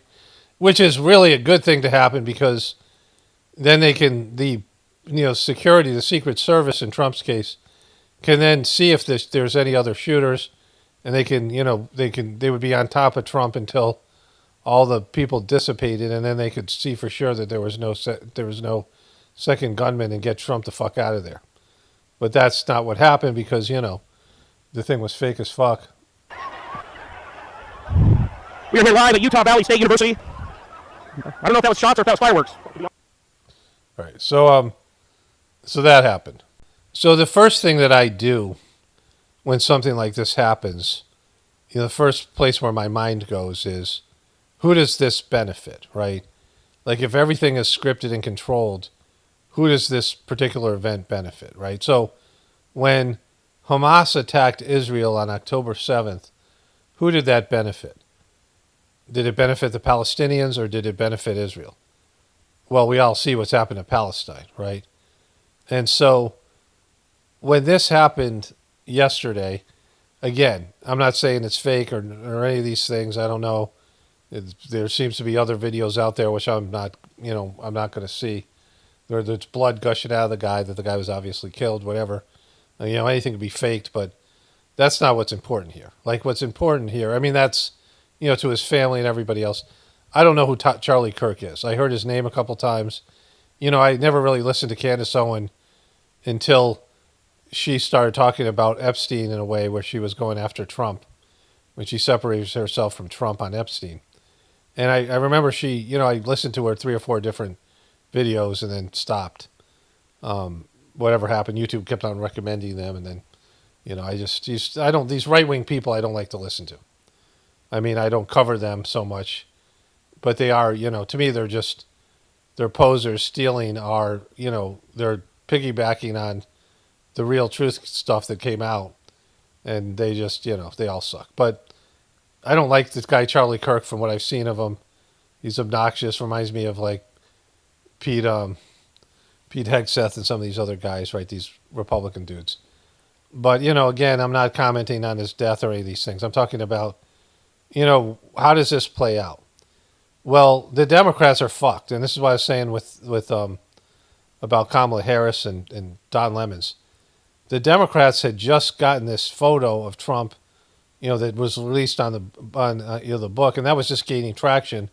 I covered this yesterday, how fucked up all that stuff was, and that video is coming out today, on Thursday, and everyone's going to be not concerned about that. I have a great video up today about that, and nobody's going to want to see that because they all want to hear about Charlie Kirk, and they're going to wait till tomorrow. Those are the people who are waiting for me to talk about it. But, they'll go to other sources or go to other things. But see, that's what happens, right? So Trump was on the defensive. He didn't even want to talk about, he said, this isn't worth commenting on. He said, whatever, that's old news, and that, it's a dead story. And he didn't address it. He didn't want to talk about it at all. He was hiding away from the Epstein thing. He knows he got called out as a liar, and all that shit's coming out about Epstein's book. And the Democrats are getting more and more information, and they're releasing it all. And it's all, anything with Trump in it is making him look guiltier and guiltier. And so instead, Trump gets to do this. So the winner of the Charlie Kirk assassination is this motherfucker, right? Because now the people that he's most trying to salvage as his base, young Republican Charlie Kirk fans and right-wing people, he now can change the narrative from him being Jeffrey Epstein's best buddy to him being outraged over Charlie Kirk's death. So at least for now, the Epstein stuff is on hold. And, Israel to some extent because of that other story. But Trump is the big winner. Like everyone, undisputed winner of this situation because he gets to do this.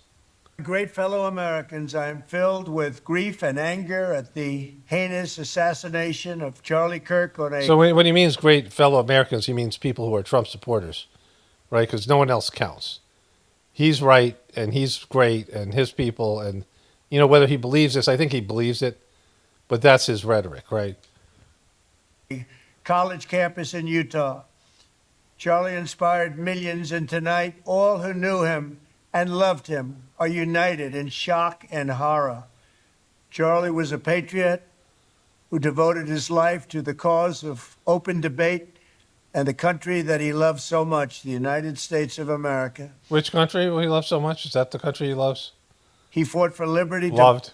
democracy, justice, and the American people. He's a martyr for truth and freedom, and there's never been anyone who was so respected by youth. Charlie was... No one in the history of the world was respected it by youth as much as he was. Right? He's such a tool. Also a man of deep, deep faith. And we take comfort in the knowledge that he is now at peace with God in heaven. Yeah, not so fast, bro.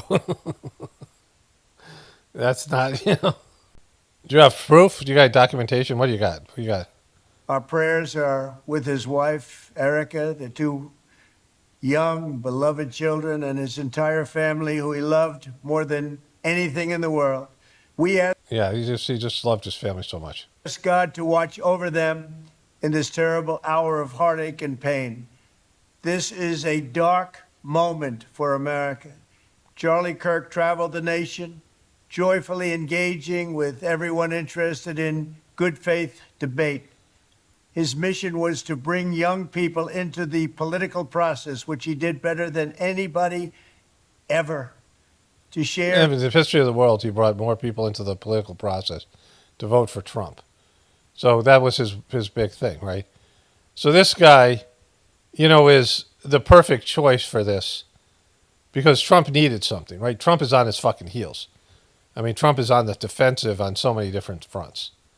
And this gives, you know, this is like, you know, when Joe Biden was getting the troops to withdraw from Afghanistan.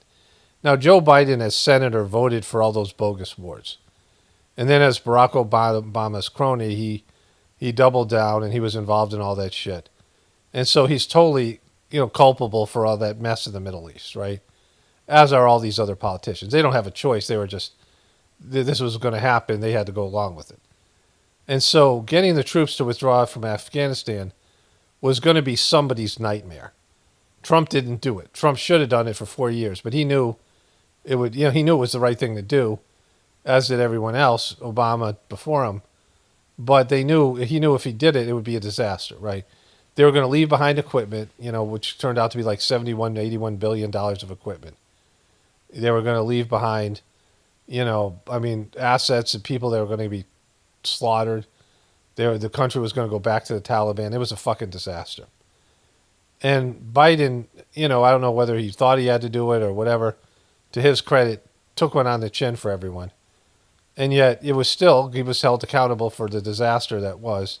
Trump still talks about it.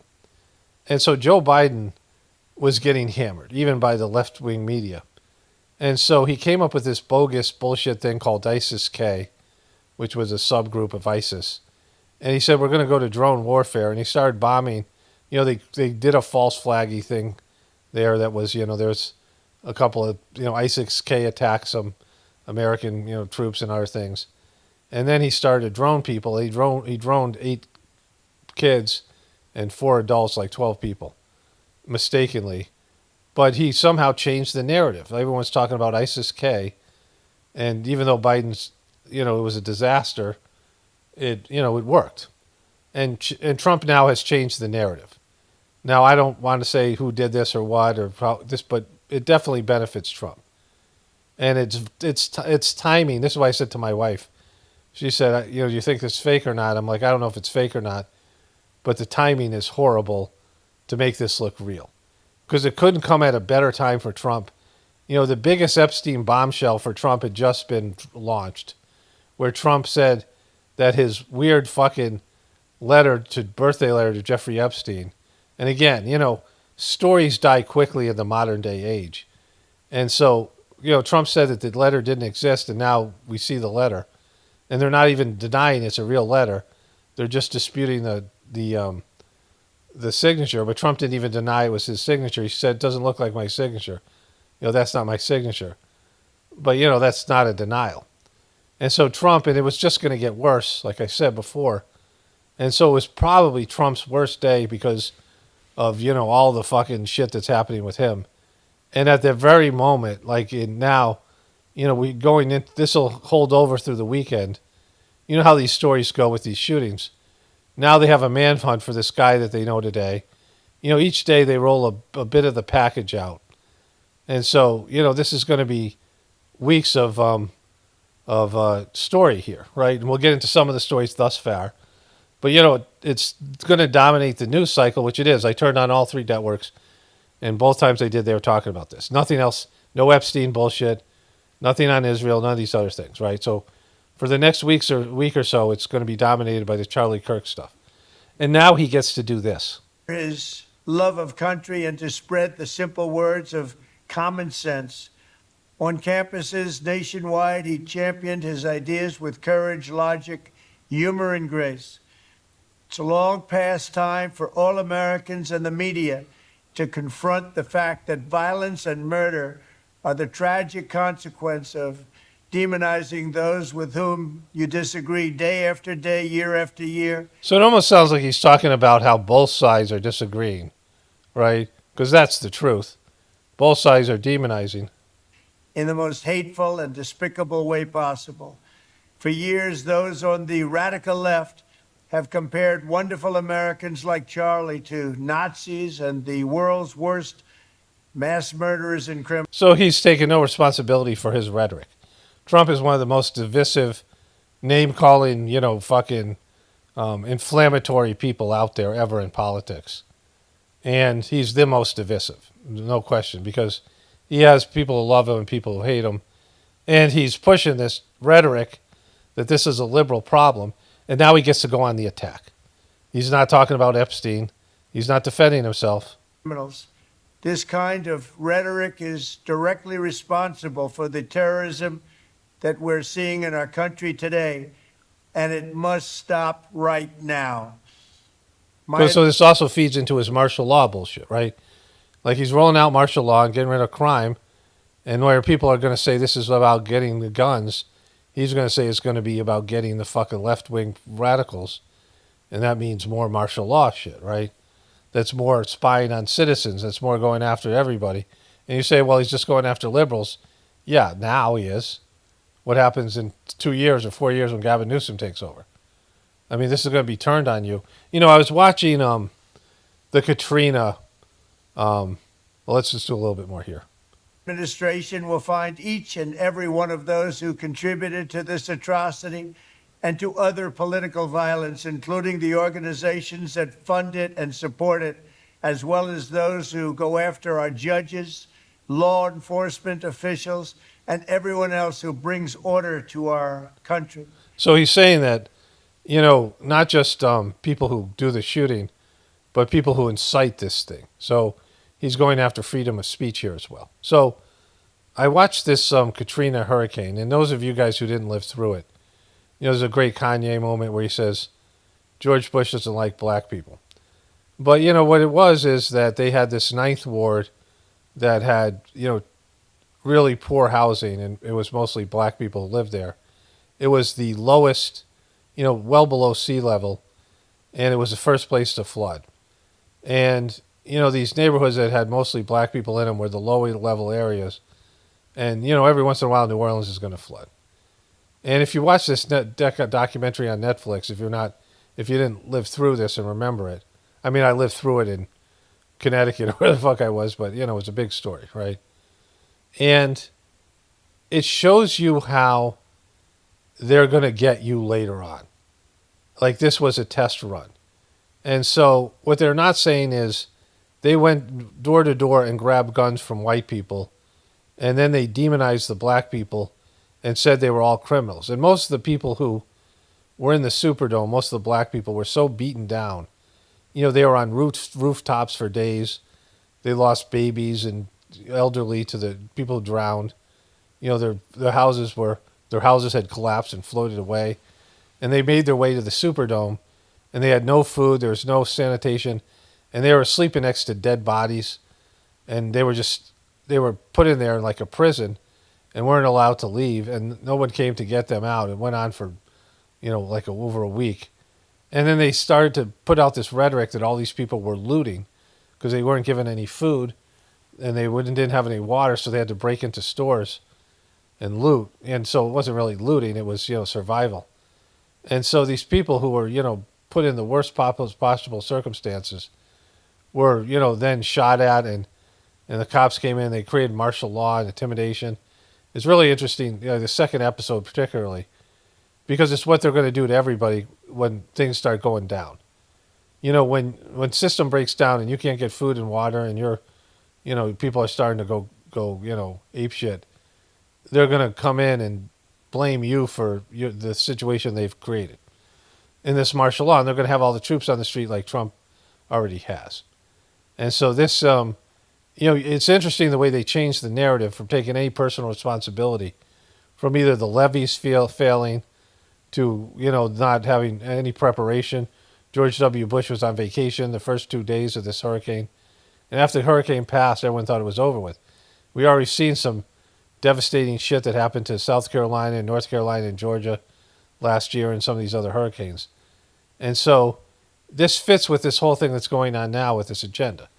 And this kind of thing gives Trump the moral high ground to go out and persecute liberals. And you say, well, that's a good thing because you're not a liberal and you hate liberals, but they're American citizens. And when you start taking away their rights, they're also taking away your rights. And so the hatred and the demonization and the lack of accountability and everybody pointing fingers and everyone saying everybody else sucks, this is how this thing ends, right? With this kind of shit. From the attack on my life in Butler, Pennsylvania last year, allegedly, which killed a husband and father, to the attacks on ICE agents, to the vicious murder of a healthcare executive in the streets of New York, to the shooting of House Majority Leader Steve Scalise and 3 others, radical left political violence has hurt too many innocent people and taken too many lives. Tonight, I ask all Americans to commit themselves to the American values for which Charlie Kirk lived and died, the values of free speech, citizenship, the rule of law, and the patriotic devotion and love of God. There's no patriotic devotion and love of God. You can't be a patriot and a devotee of God. Either devote your life to God or you devote your life to America. You can't do both. Because as a patriot, as doing what's best for America, you're eventually, inevitably going to go against God's will. If you serve God, eventually you have to go against what your country is doing and what you're told as a politician to do. Because the things are, they're not the same thing. Just like Israel's goals and American goals can't always align. You can't have an ally and a country and have your interests and their interests completely align. Just like people have different opinions and different, agendas and things. I mean, you can work together as a couple and as people who love something, but government and God are the opposite. Government is egotistical thing, and it's not a creation of God. America isn't a creation of God. America, God bless America, doesn't exist, right? God bless Americans, sure. And if God chooses to, God blesses you all the time. Are you ready to receive God's blessings? Are you ready to receive God's truth?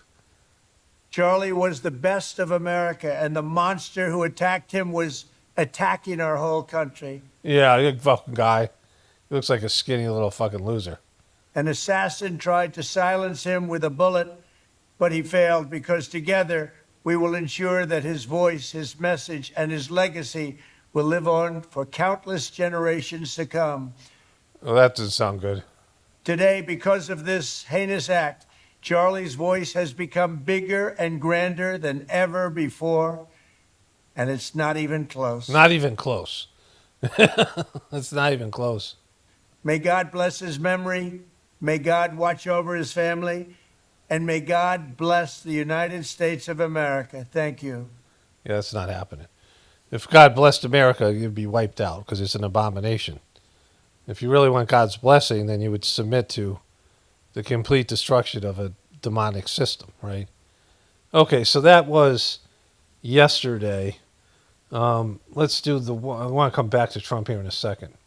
Okay, so if you guys watched me before, life and death do not, like somebody dying means nothing to me in terms of what I do in terms of critiquing people.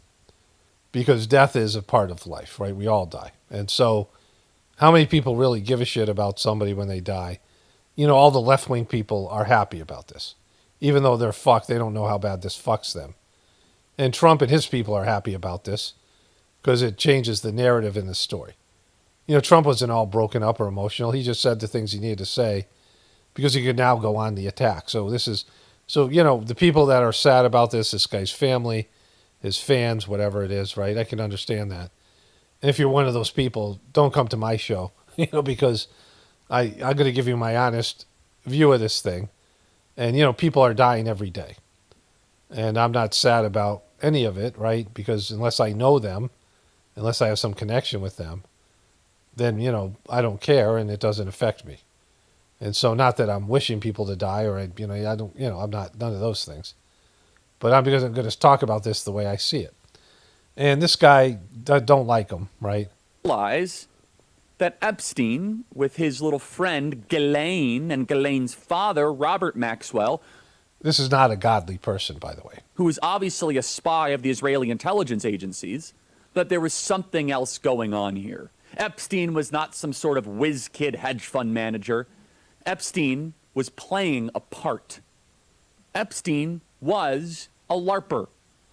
Okay, so this guy is just, he's like a white guy version of Ben Shapiro, like just whatever.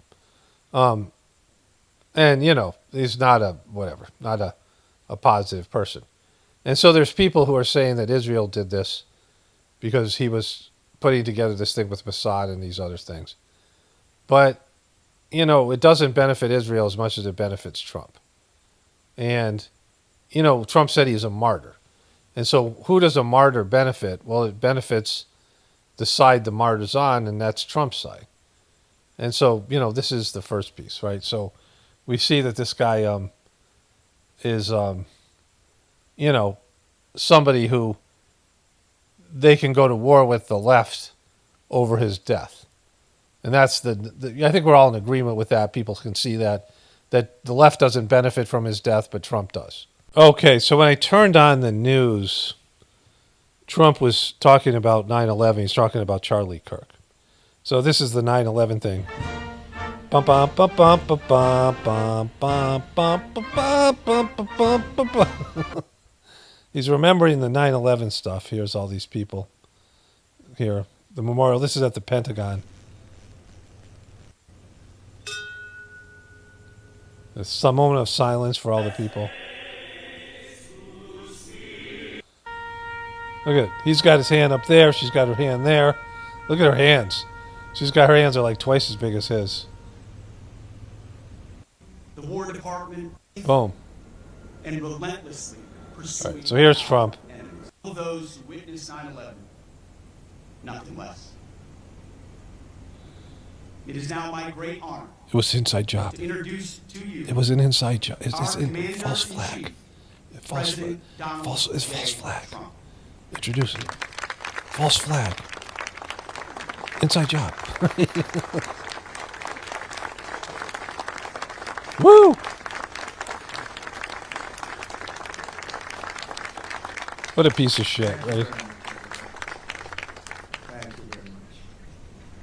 Before we begin, let me express the horror and grief so many Americans at the heinous assassination of Charlie Kirk. Okay, so assassination would imply a foreign government or some organization assassinated him.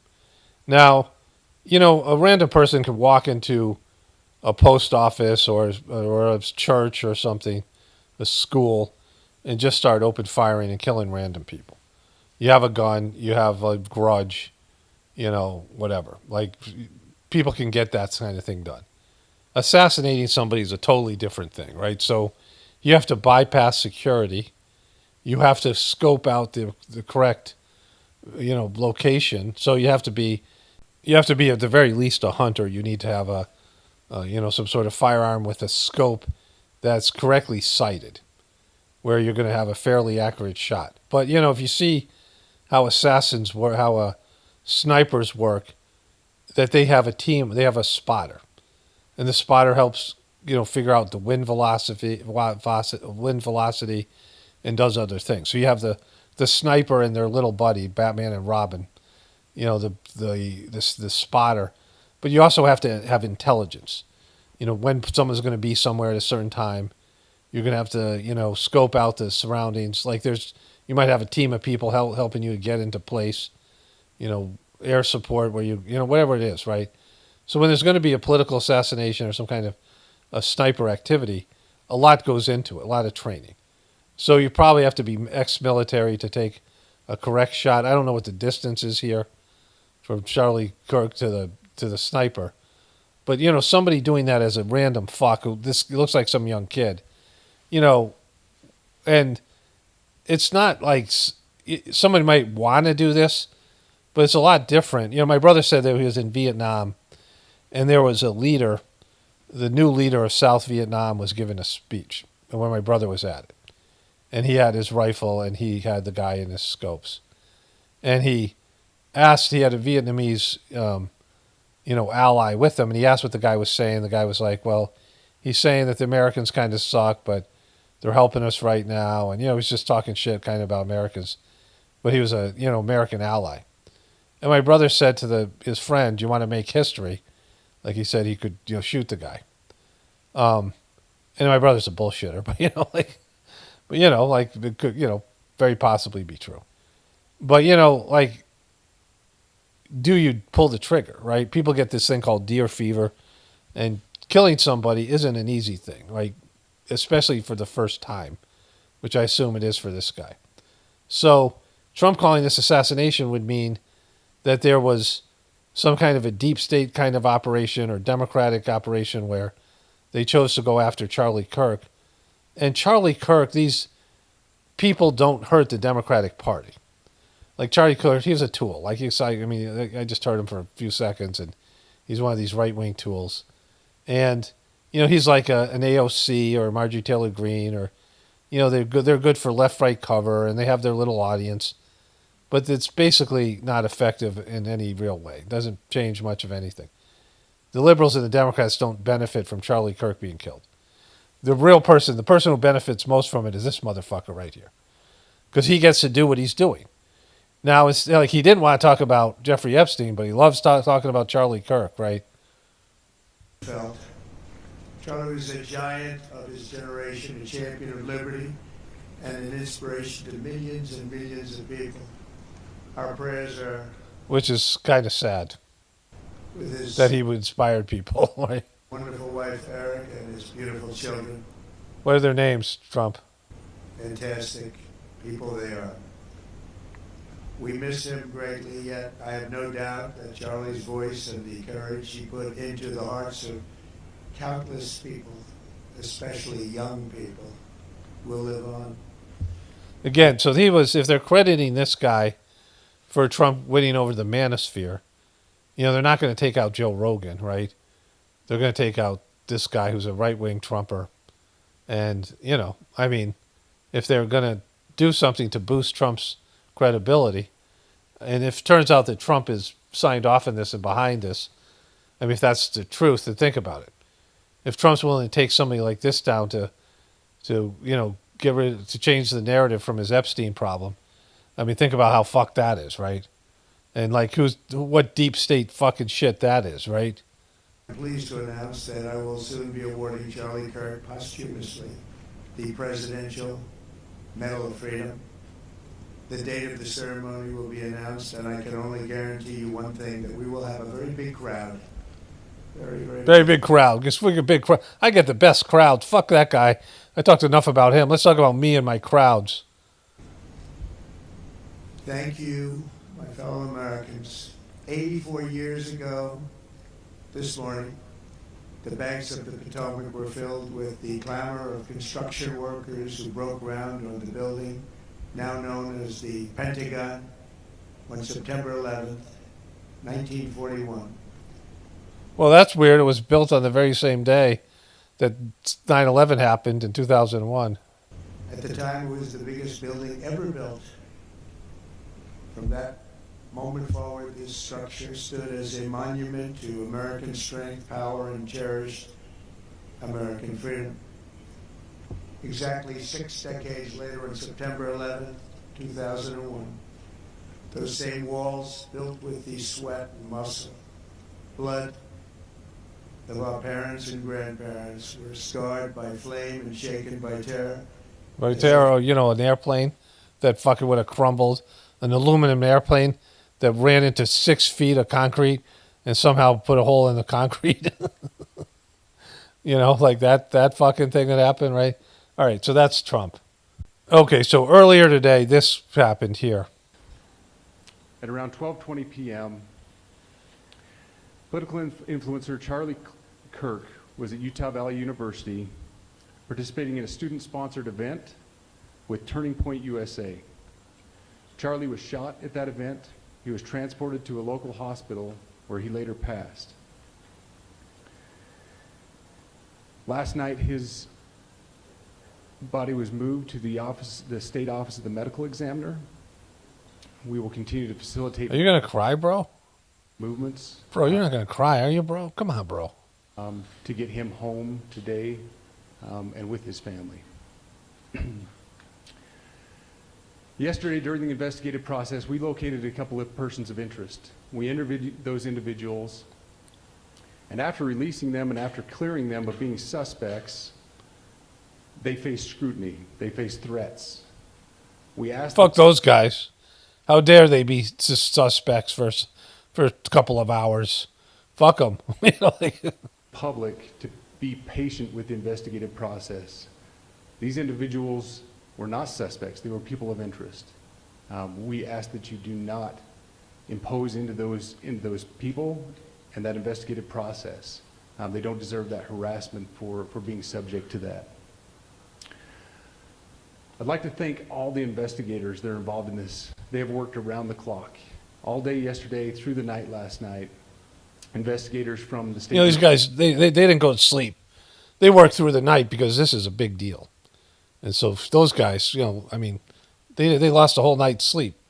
Investigations from county, from city agencies, the university, our federal partners with the FBI, the ATF, and many others. Those are just a few of the people that we have involved in this. I'd like to thank all of them for their strong work. Through all that work last night, we were able to make a few breakthroughs. We were able to track the movements of the shooter.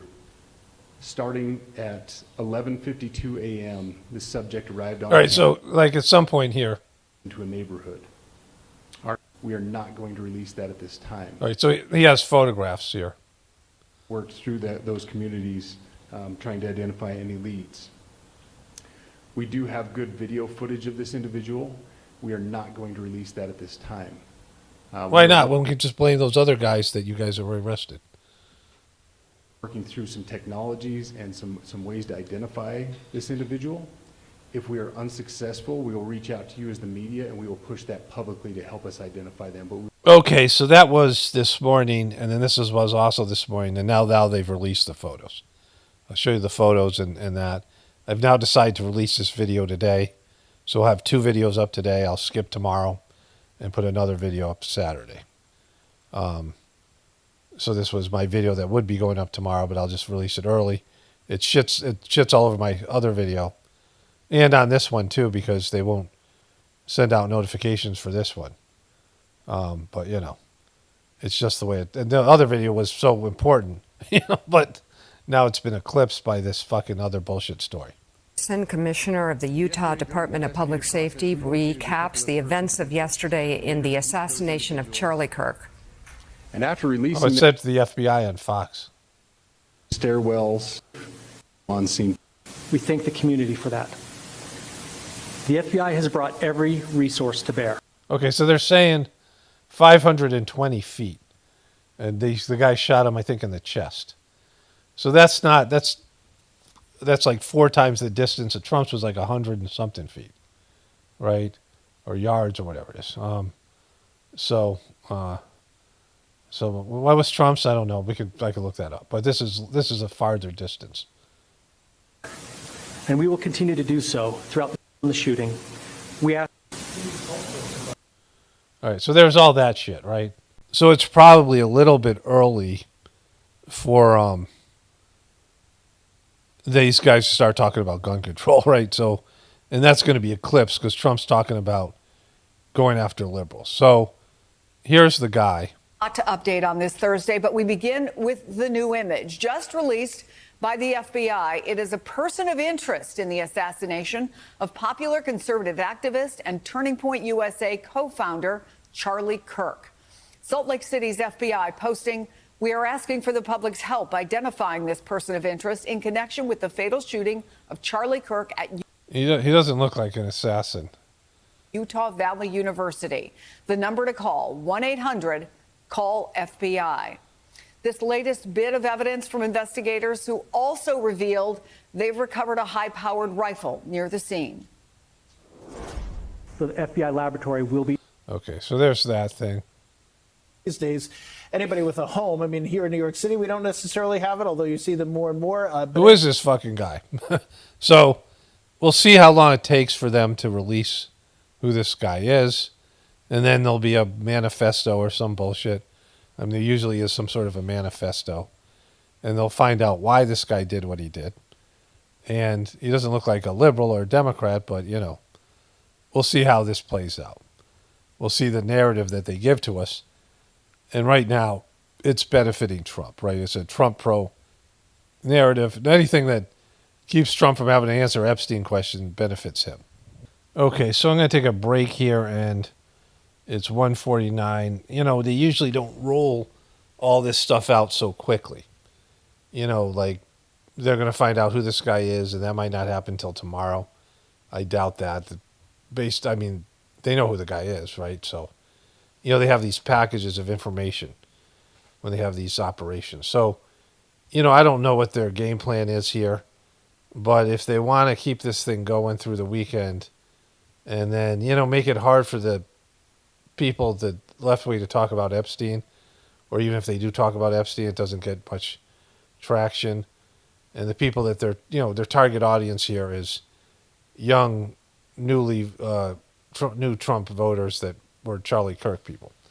But what we should all know about this, and I got some more things to say, but let's just, this part here, is that everybody who would attempt something like this, let's say this is a lone wolf guy, this whole, the official story, this narrative, that anybody who would attempt this knows that it's a suicide mission. And, that Luigi Mangione, I don't know what's happened to that fucking guy. He's been disappeared. But, other than that guy, there's only a few of these people that actually live through these types of things. Almost always they're killed. Or they kill themselves or something happens. There very seldom is a trial. And the trial is, almost non-existent. Like, this is your moment. And so if you're going to do something like this, it's a, it's a suicide mission. You're going to be caught, right? They have you within hours, within days, and your information's out there, and then they arrest you. I mean, the Luigi and Mangione thing, they really dragged that fucking thing on for about a week, but it's all the same stuff. And so, whatever way they roll this information out, if there's more information, I'll include it here. Otherwise, I'll just finish up with a voiceover here, a quick one. I'm going to release this video early, like I said. There's going to be no notifications for people, so that's going to be whatever that is.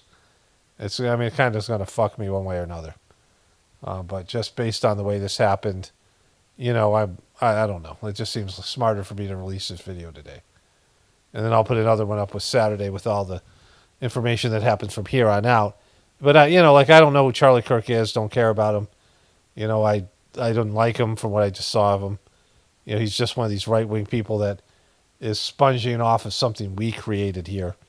The left-right paradigm stuff, when it becomes, where a right-wing or a left-wing person uses the stuff we created to gain an audience and preach shit that's just, there's no political solution here. And to pretend that Trump is good and better than the Democrats is just a lie and wrong. And the guy's unlikable.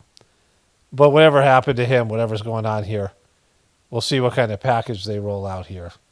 So I'm going to take a little break, and then I'll come back here. Okay, so this is Thursday, September 11th, 4:42 in the afternoon.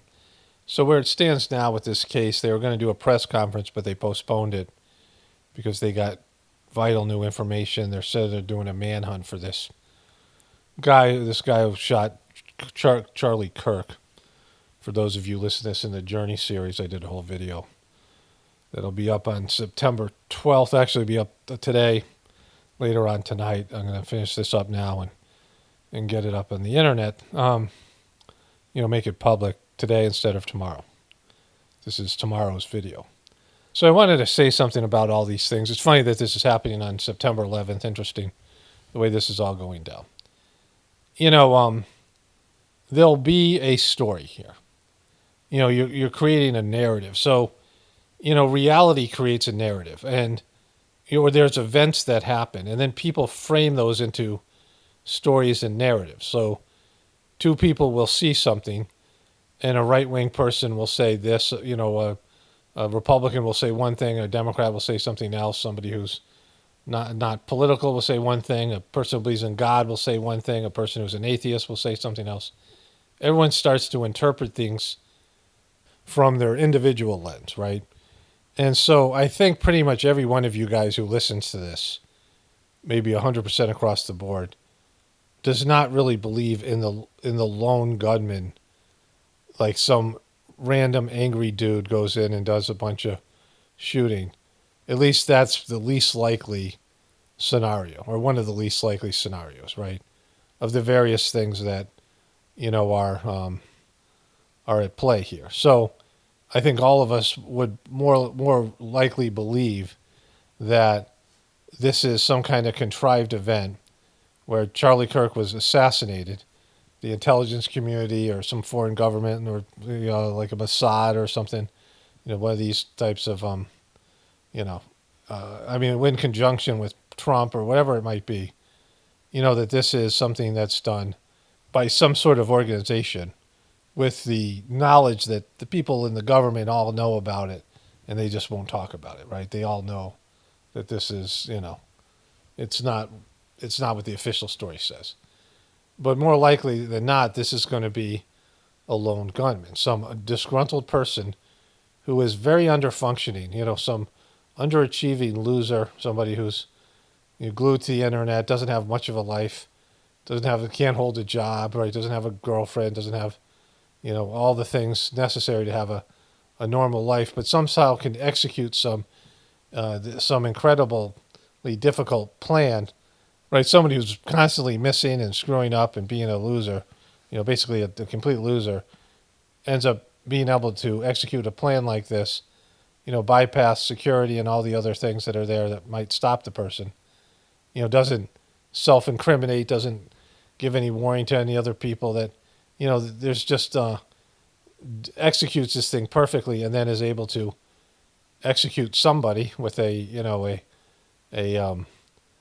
pretty perfect shot from a long distance away, right? This kind of thing, right?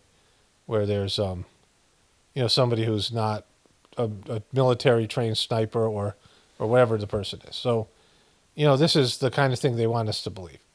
There's some people will believe that this didn't happen at all. Charlie Kirk is still alive on some island with Jeffrey Epstein and Robin Williams and, all these types of people, these people who aren't really, Michael Jackson, all these celebrities that aren't really dead. These things, Prince, they're all there together somewhere. And they're no longer going by their famous names, but they are, somehow still alive. So, that's really, for me, hard to believe. But it's probably on par with this idea of an individual gunman, right? And so it looks like it's an individual dude. The guy looks like a loser. He's a skinny guy. Oftentimes they're these skinny, looks like somebody who's on some sort of medication, has a psychological past, has written some kind of manifesto, and we'll see what happens here. And so the guy's either going to be a right-wing guy that's some guy, maybe a fan of this guy or there's going to be some explanation for that maybe. With Trump, the they really didn't develop much of a personality. The guy who didn't shoot Trump in the year with with that ketchup gate fake assassination thing, they didn't really develop that guy at all. It was unclear whether he was a Democrat or Republican, and they might be the same with this guy. But if he is a Republican, it pushes for gun control. So then comes the secondary narrative, right? And so the Democrats are starting to talk about gun control. We heard that one guy on Don Lemons himself, when he talked about this. I guess I'll cover that maybe tomorrow, or which will be up on Sunday. Yeah, this is, Saturday's video.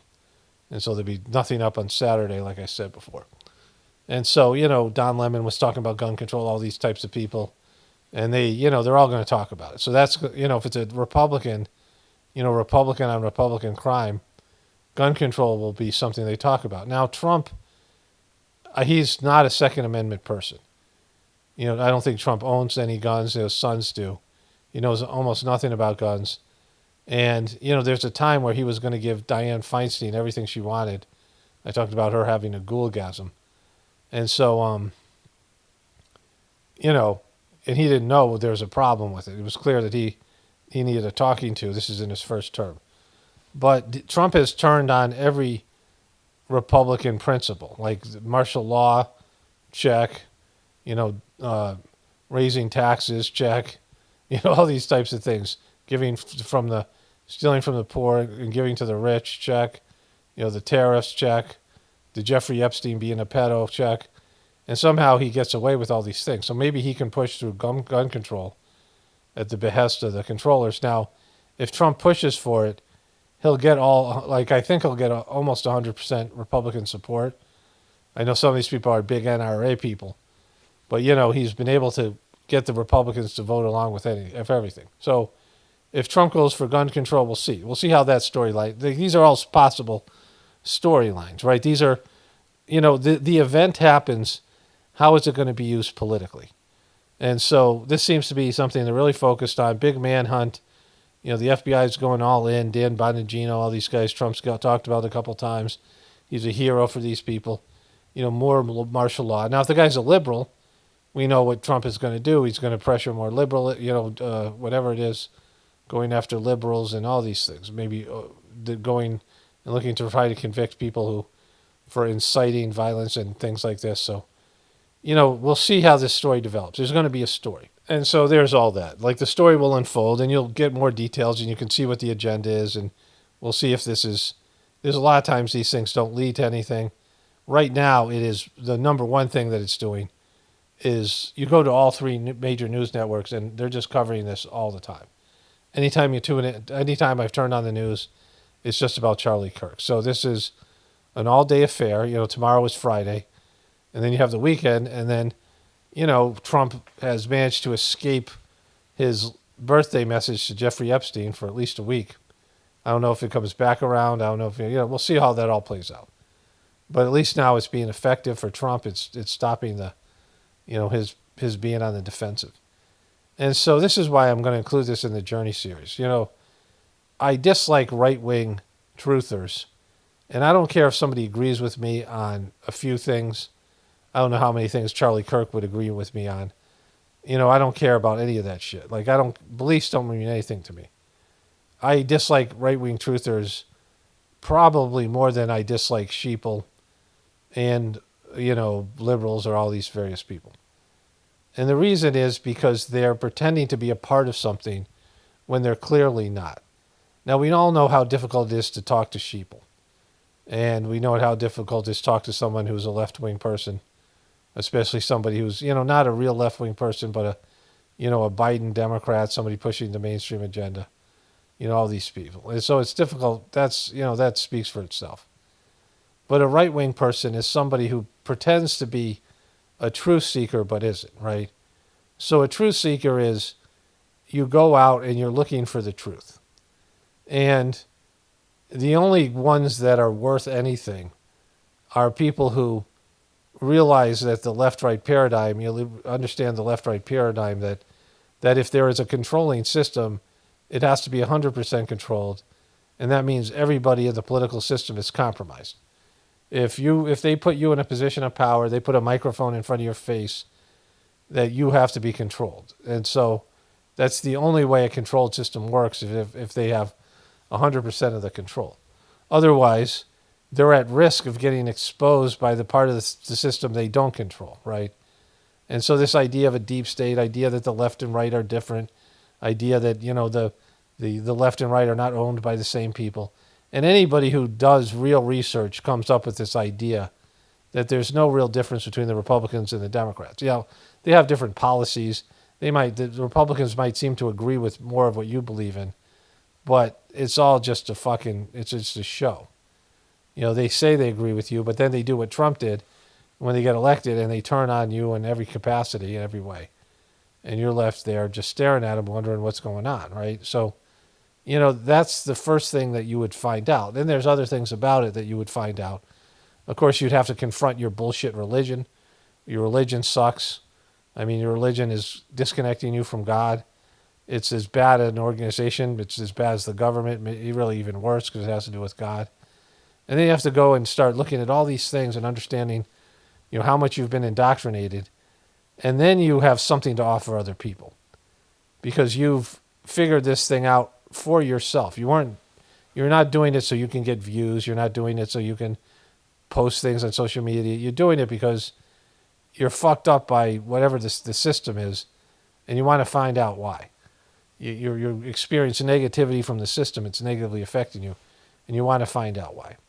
And so, you know, that's what a truther is, or somebody who is seeking the truth, or what I call a reality, as somebody who's looking for reality, searching for reality. And there's different layers to it. But the most important component is that you're looking for answers for yourself.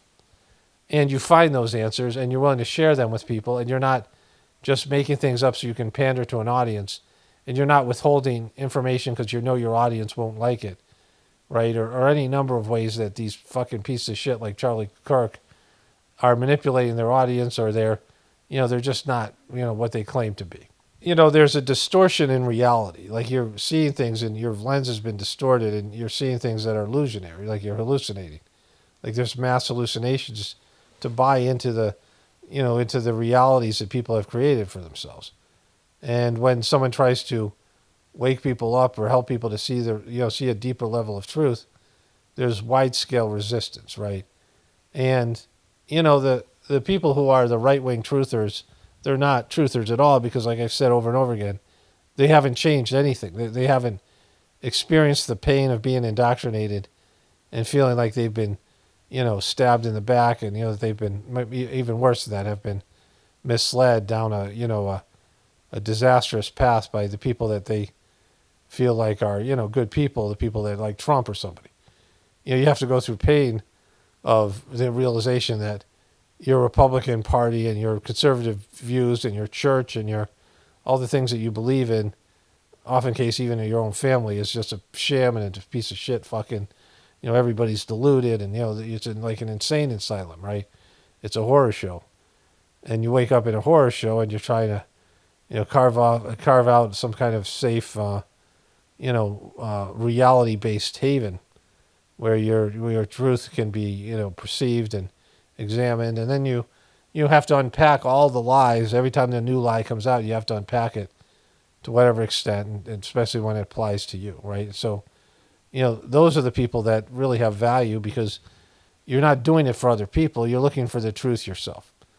And you're really looking for the truth, not some bullshit truth, not some, you know, you truth the way you wish it would be.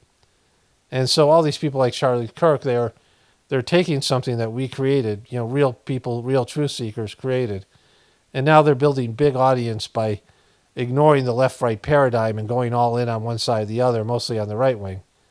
And now they're pushing for, you know, and they're promoting a guy in Trump who's pushing for everything that the right-wing people and truthers have warned about for years. And, you know, the martial law thing, the Israel thing. I mean, here's all the damning stuff against Trump. Trump is the number one fan of Israel. He is participating in a genocide of the Palestinian people and giving more and more, money and weapons and just to support, overall adoration and support for Israel. And so many people, that's a huge red flag in the truth community. Number two, martial law. That speaks for itself. Trump is really going gung-ho with the martial law. The tariffs and the economic issues that is just going to create hyperinflation. The cryptocurrency, which, many of us have mixed feelings about, but there's people in the truth community who are very wary of the cryptocurrency type, get chipped and, have all your money go digital, no longer a cash money, and a money that can be monitored and controlled in a way that, regular currency can't. And so, then there's, what else is left? Going after the guns. He's pretty much betrayed all of his campaign promises. He's, getting us into more wars in Israel. Who knows what's going to happen with the Ukraine?